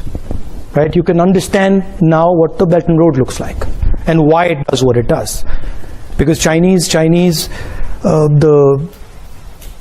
Yellow River, the Yellow River flows this way. Chinese civilization harnesses the energy, and then the energy flows right back into Asia, right?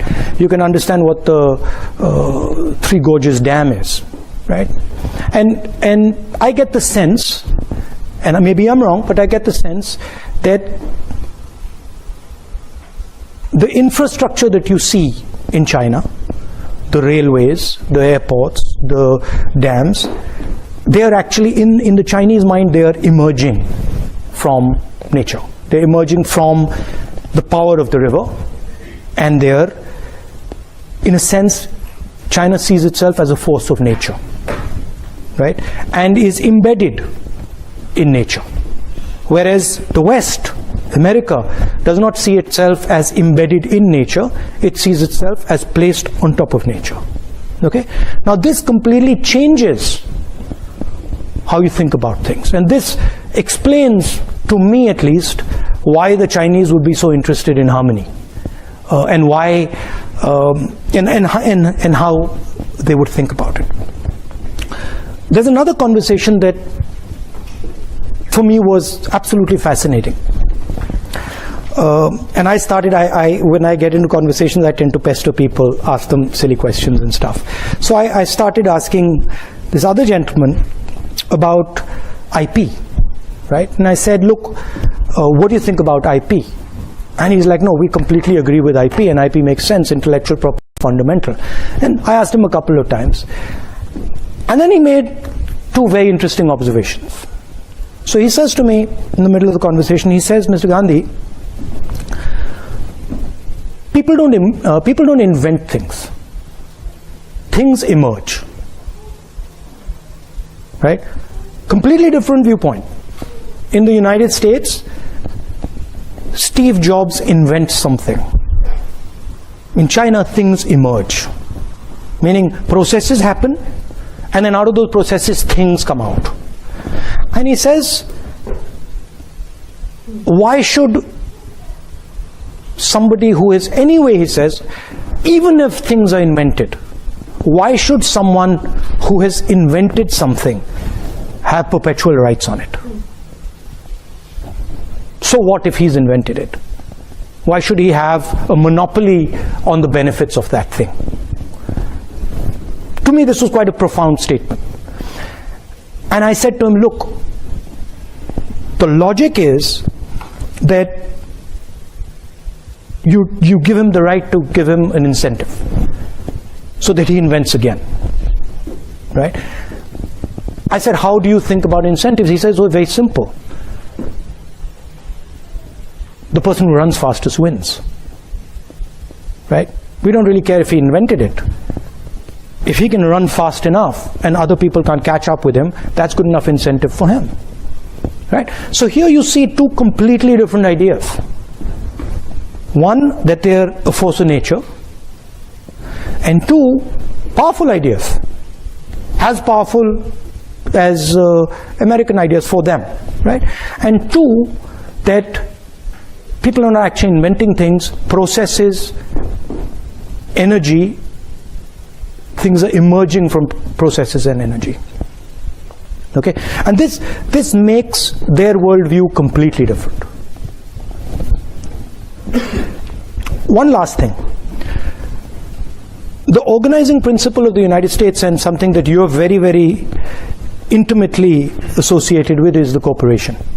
Your lives will all be about corporation, or most of them will be about corporations and, you know, sales and marketing and elements of a corporation. And that's how America organizes itself. And I think embedded in this is the central innovation of the Chinese. Pre-collapse of the Soviet Union, there were two organizational systems on the planet, broadly. There was the American system, Western system with the corporation, and there was the Soviet system, and in those days the Chinese system with the state. State did what the corporation does. And post the collapse of the Soviet Union, Can we go ahead? Is that no, I think they removed that quote. Post the collapse of the Soviet Union, the Chinese did something very innovative. And if you've heard the quote, you might have heard a quote by Deng Xiaoping saying that it doesn't matter the color of the cat as long as it can catch the mouse. Have you heard that quote? Yeah. So I think what he was saying in that quote was that actually we will organize ourselves using the cooperation, just like the West, right? But we will do one further thing. Inside the cooperation, we will embed the Communist Party. So it's a hybrid. It is exactly like the United States as far as the cooperation is concerned, and then it's got a magic trick in it, which is that inside the cooperation is what they call the instrument of the people, what we call the Communist Party of China, right? And this does something fundamental.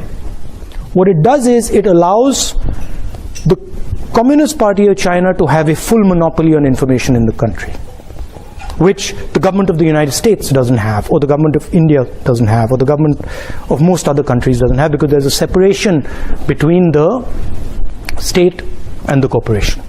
And this gives them a huge advantage in artificial intelligence. It gives them a huge advantage in all sorts of, in cyber warfare, etc., etc. I'm just placing that on the table. So those are the two broad ideas. One is a maritime idea, the other is projecting right through Asia, the Belt and Road. And the contest is basically, is the planet going to be terrestrial, is it going to remain maritime, what's going to be the balance? And China sees itself as dominating the terrestrial space and contesting the maritime space. That's how it's playing out. Now, to the conclusion. So a couple of things are very clear. The first thing is that there's a huge communication gap between what people are saying and what the media and vested interests are saying. It's just completely divergent, right? And that's a huge problem, because at least in our country, and I'm sure in the West, there's a disconnect between what people are actually feeling and what the media is saying they're feeling. Okay, that's a problem. Second thing, everybody knows that huge amount of inequality is being created, at least in the Western world and in India. A huge, massive concentration of wealth, massive concentration of income, in India, unemployment. So the worst thing that can happen is these two ideas collide with each other, right? Because then everybody's in trouble. And that's something that is not in anybody's interest, right? These ideas have their place, they're not going away anytime soon, but if they collide, it's a huge catastrophe. Can we have the next slide? So there are two things that to me are quite obvious. Number one, that with the technological advances that are taking place, with the communication system, the fact that the world is getting hyper-connected, the planet is basically becoming like an organism, like a connected organism with a nervous system, right? And that means things will move very, very fast. I mean, I don't want to use a bad analogy, but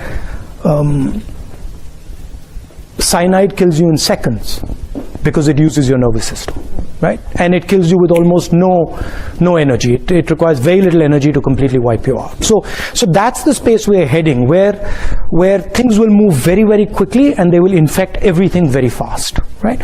So the first thing we have to think about is the need for a global immune system that listens very fast to escalation that is uncontrolled. And Ukraine would be an example, right? We're sitting here, Ukraine just keeps escalating. Nobody actually knows where it's going to end. So those, in a hyper-connected world, that's a very dangerous thing. And you need institutions and you need thinking that says, okay, these are the type of things that we tamp down immediately. So that's one idea.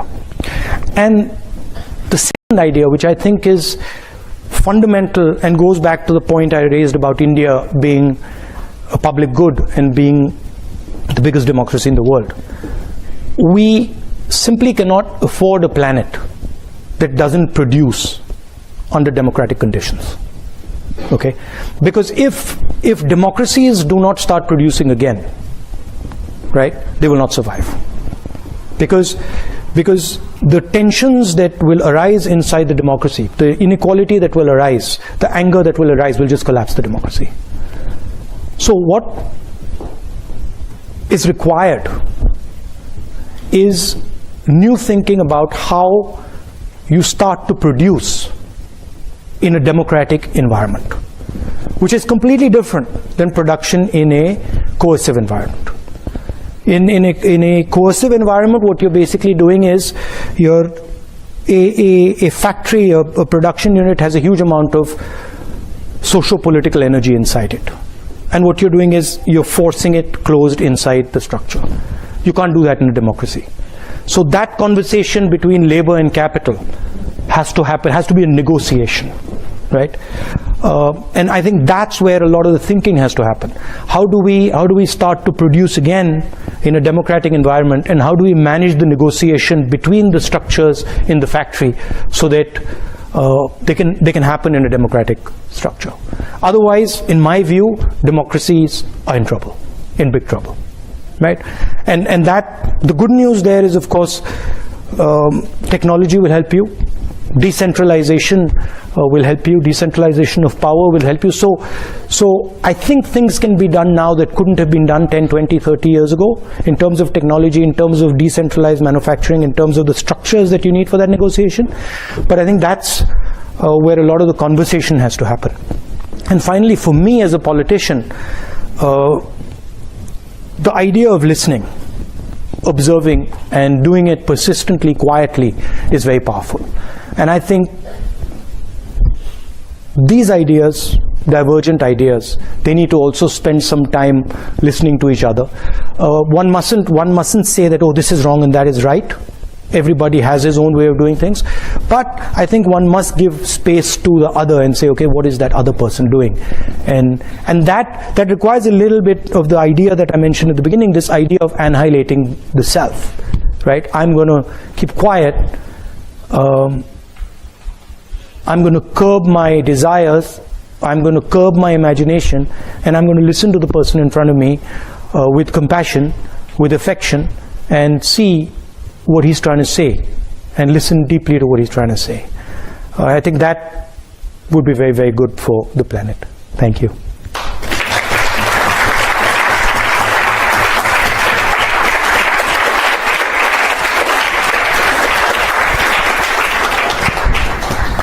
Thank you very much for Thank you. Profound. Yes, I mean, I think we are still thinking about the ideas. Thank you. Thrown at us. Do we have any time for questions? Did I overshoot? Yes, okay, all right, thank you. Questions? No, we got some questions from the audience already. All right. Excellent. All right. The first question is, what are your thoughts on the rising power of the right wing in India? Its control of key institutions like the media and the judiciary. So when you look at these things seriously, you have to go past the idea of the right wing, and you have to go in what forces behind that structure, right? So what is causing that sort of change? Number one, massive concentration of wealth in few people's hands. Number two, complete control of the media as a result of the concentration of wealth. And number three, the lack of production in India, right? So if you have people working in factories, right, they can organize themselves politically. And if you can organize yourself politically, you can get a counterforce to right-wing mobilization. The problem is the bulk of India's people are unorganized labor. So it's very difficult for them to organize. They want to organize, they understand the need to organize, but because they're completely separate, they can't. Right? So that's that's really how to think about it.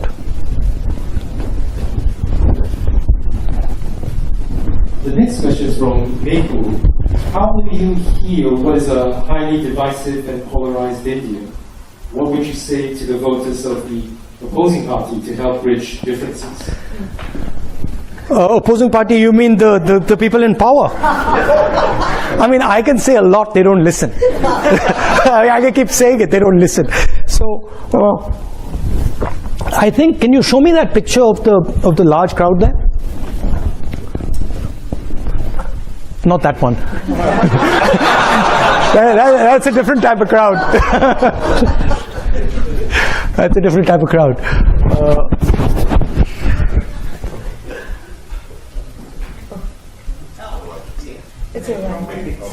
I think it's, yeah. It's the second earlier. This one. So this is mass mobilization, right? And this is actually how you fight politically. Now, in a world where the media doesn't work, the way you fight is by mobilizing large numbers of people. It's difficult, it's tedious, it takes time, but that's the only way. You have to go through the street, right? And there's a lot that can be done using that system, right?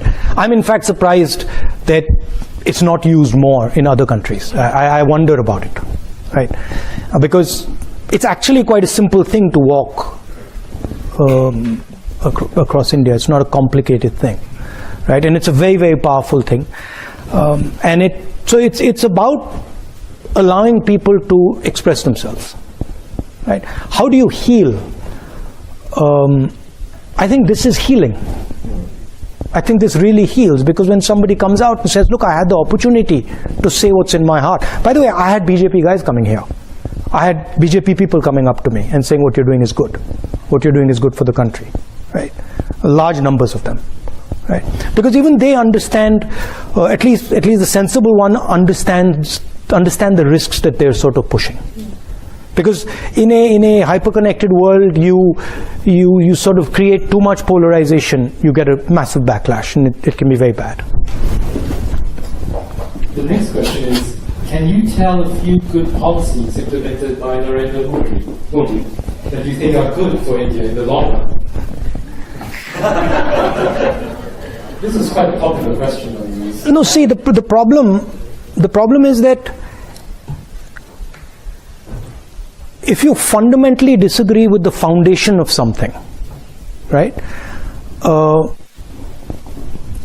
I mean, I could think about it and say, yeah, okay, maybe that policy that he's done is not a bad policy, right? Maybe giving ladies gas cylinders or giving people bank accounts is not a bad thing, it's a good thing. But that sort of misses the point, right? Because in my view, Narendra Modi is destroying the architecture of India.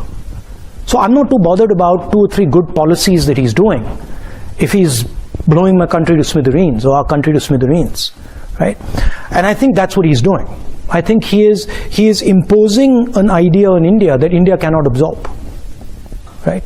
India, as I said, is a union of states. It's a negotiation. And if you try to force one idea on a union, it'll react, right?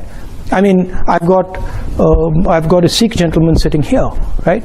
He's from the Sikh religion. You come from India? He comes from India, right? We've got Muslims in India. We've got Christians in India. We've got different languages in India, right? They're all India. Mr. Narendra Modi says he's not. Mr. Narendra Modi says he's a second-class citizen in India. Right? I don't agree with him. Now, if your disagreement is so fundamental, then really talking about 3 policies that you agree with, I think misses the point. Wilson Ho asks, how do you understand what India's place in the world is? How do I understand what India's place in the world is? Somebody once told one of India's leaders, do you lean left or do you lean right? And she said, we stand straight. Right? So India's place in the world is when India is successfully expressing herself. Right? Not himself, herself. Because I believe that India has a feminine essence, a feminine quality. And so when India is expressing herself freely, and all the people of India expressing themselves freely, then naturally what India does is correct. Dr. Moa asks, how do you reconcile the burden and responsibility of being part of such a famous political family, making your work connected but still retain a sense of self? No, I come from a philosophy in India that aims at destroying the self. So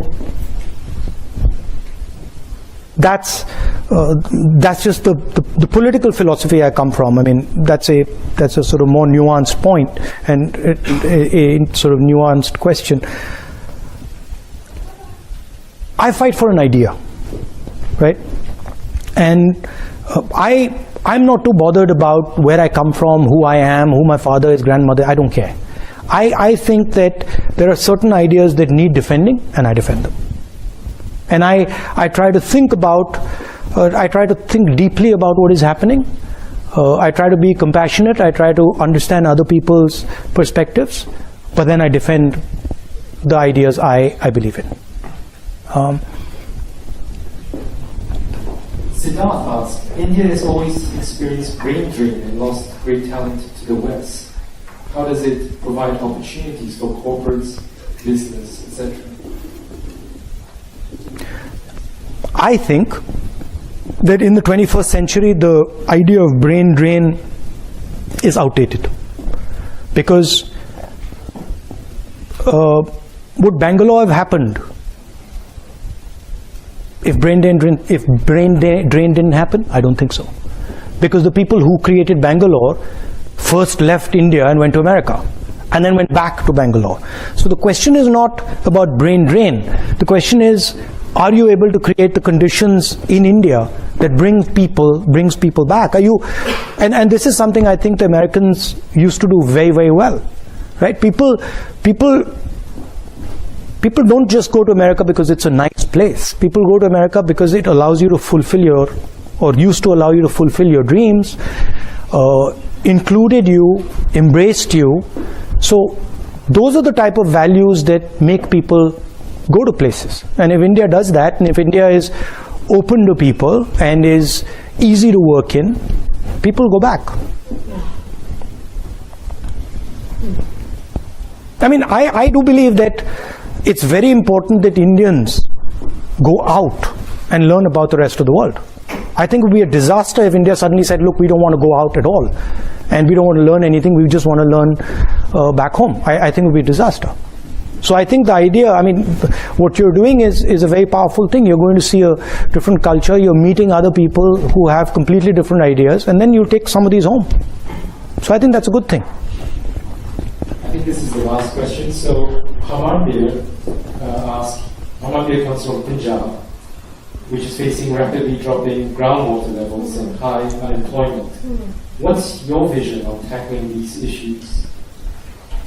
On groundwater? Groundwater. I mean, that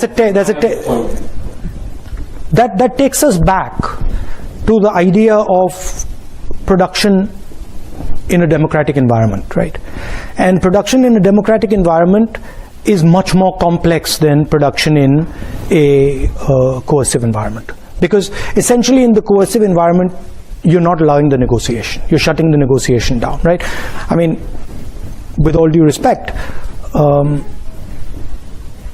the PLA takes care of the negotiation in China, right? Of the social pressure of the factory. The social pressure of the factory is taken care of by the PLA.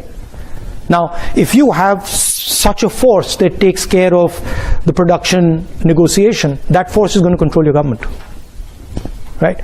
So if any country decides that, look, what we're going to do is we're going to coercively control manufacturing, well, it won't be a democracy. because the people who will coercively control it will take over the country. Right? So, production in a democratic environment is difficult. It's not easy. It's been done. The Germans do it very well. Other countries, the Koreans do it, the Japanese used to do it, America used to do it very well. Right?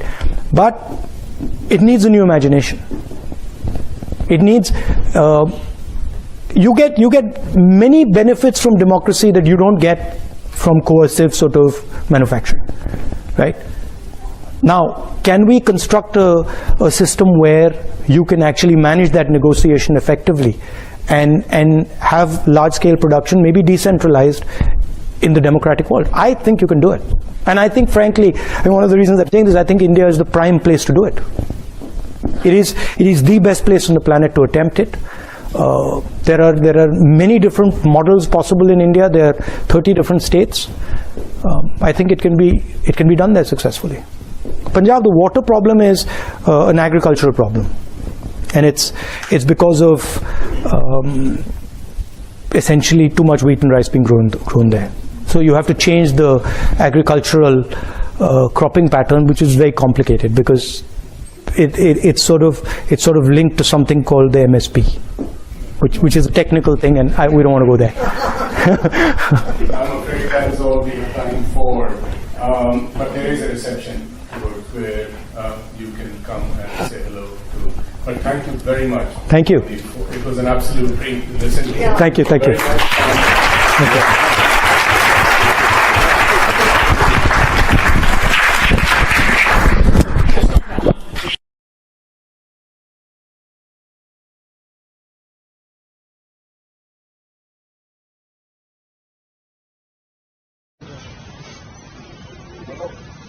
कल के नतीजे दिखाते हैं कि कांग्रेस का सुपड़ा साफ फिर एक बार हुआ है और ये रोने धोने का काम राहुल गांधी जी विदेशी धरती पे फिर एक बार कर रहे हैं। नतीजे क्या आएंगे उनको पता था और ये पैगासस कहीं और नहीं, उनके दिलो दिमाग पर बैठा हुआ है।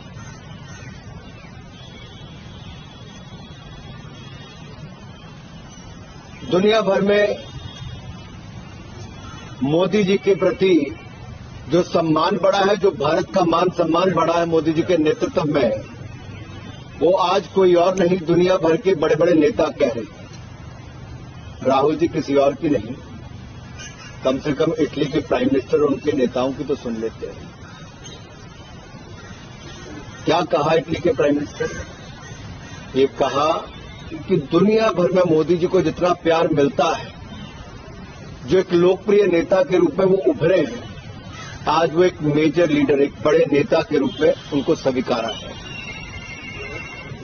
ये शायद राहुल गांधी जी और कांग्रेस पार्टी स्वीकार नहीं कर पाई, ना वो लोगों का मैंडेट स्वीकार कर पाए, एक के बाद दूसरी हार को शायद राहुल गांधी स्वीकार नहीं कर पाए। और ये जो कल के नतीजे तो अपने आप दिखाते हैं कि कैसे लोगों ने बार बार नरेंद्र मोदी जी में अपना विश्वास व्यक्त किया है। पैगासस पे राहुल गांधी जी की क्या मजबूरी थी कि उन्होंने अपना मोबाइल फोन जमा नहीं करवाया, और वो नेता जो भ्रष्टाचार के चलते बेल पर है, ऐसा क्या था उनके मोबाइल फोन पे जो उनको अपना छिपाने की जरूरत थी? वो और अन्य नेताओं ने अपना मोबाइल फोन क्यों जमा नहीं करवाया? बार बार झूठ बोलना, विदेशी धरती का इस्तेमाल करना, विदेशी दोस्तों का, विदेशी एजेंसियों का इस्तेमाल करना, ये आदत सी बन गई है और भारत को बदनाम करने की आदत बन गई। ये नफरत राहुल गांधी जी की प्रधानमंत्री के खिलाफ तो हो सकती है, लेकिन देश को बदनाम करने की ये साजिश बार बार जो विदेशी धरती से होती है, कभी विदेशी दोस्तों के माध्यम से होती है, ये अपने आप में प्रश्न चिन्ह खड़ा करता है कि कांग्रेस का एजेंडा क्या है।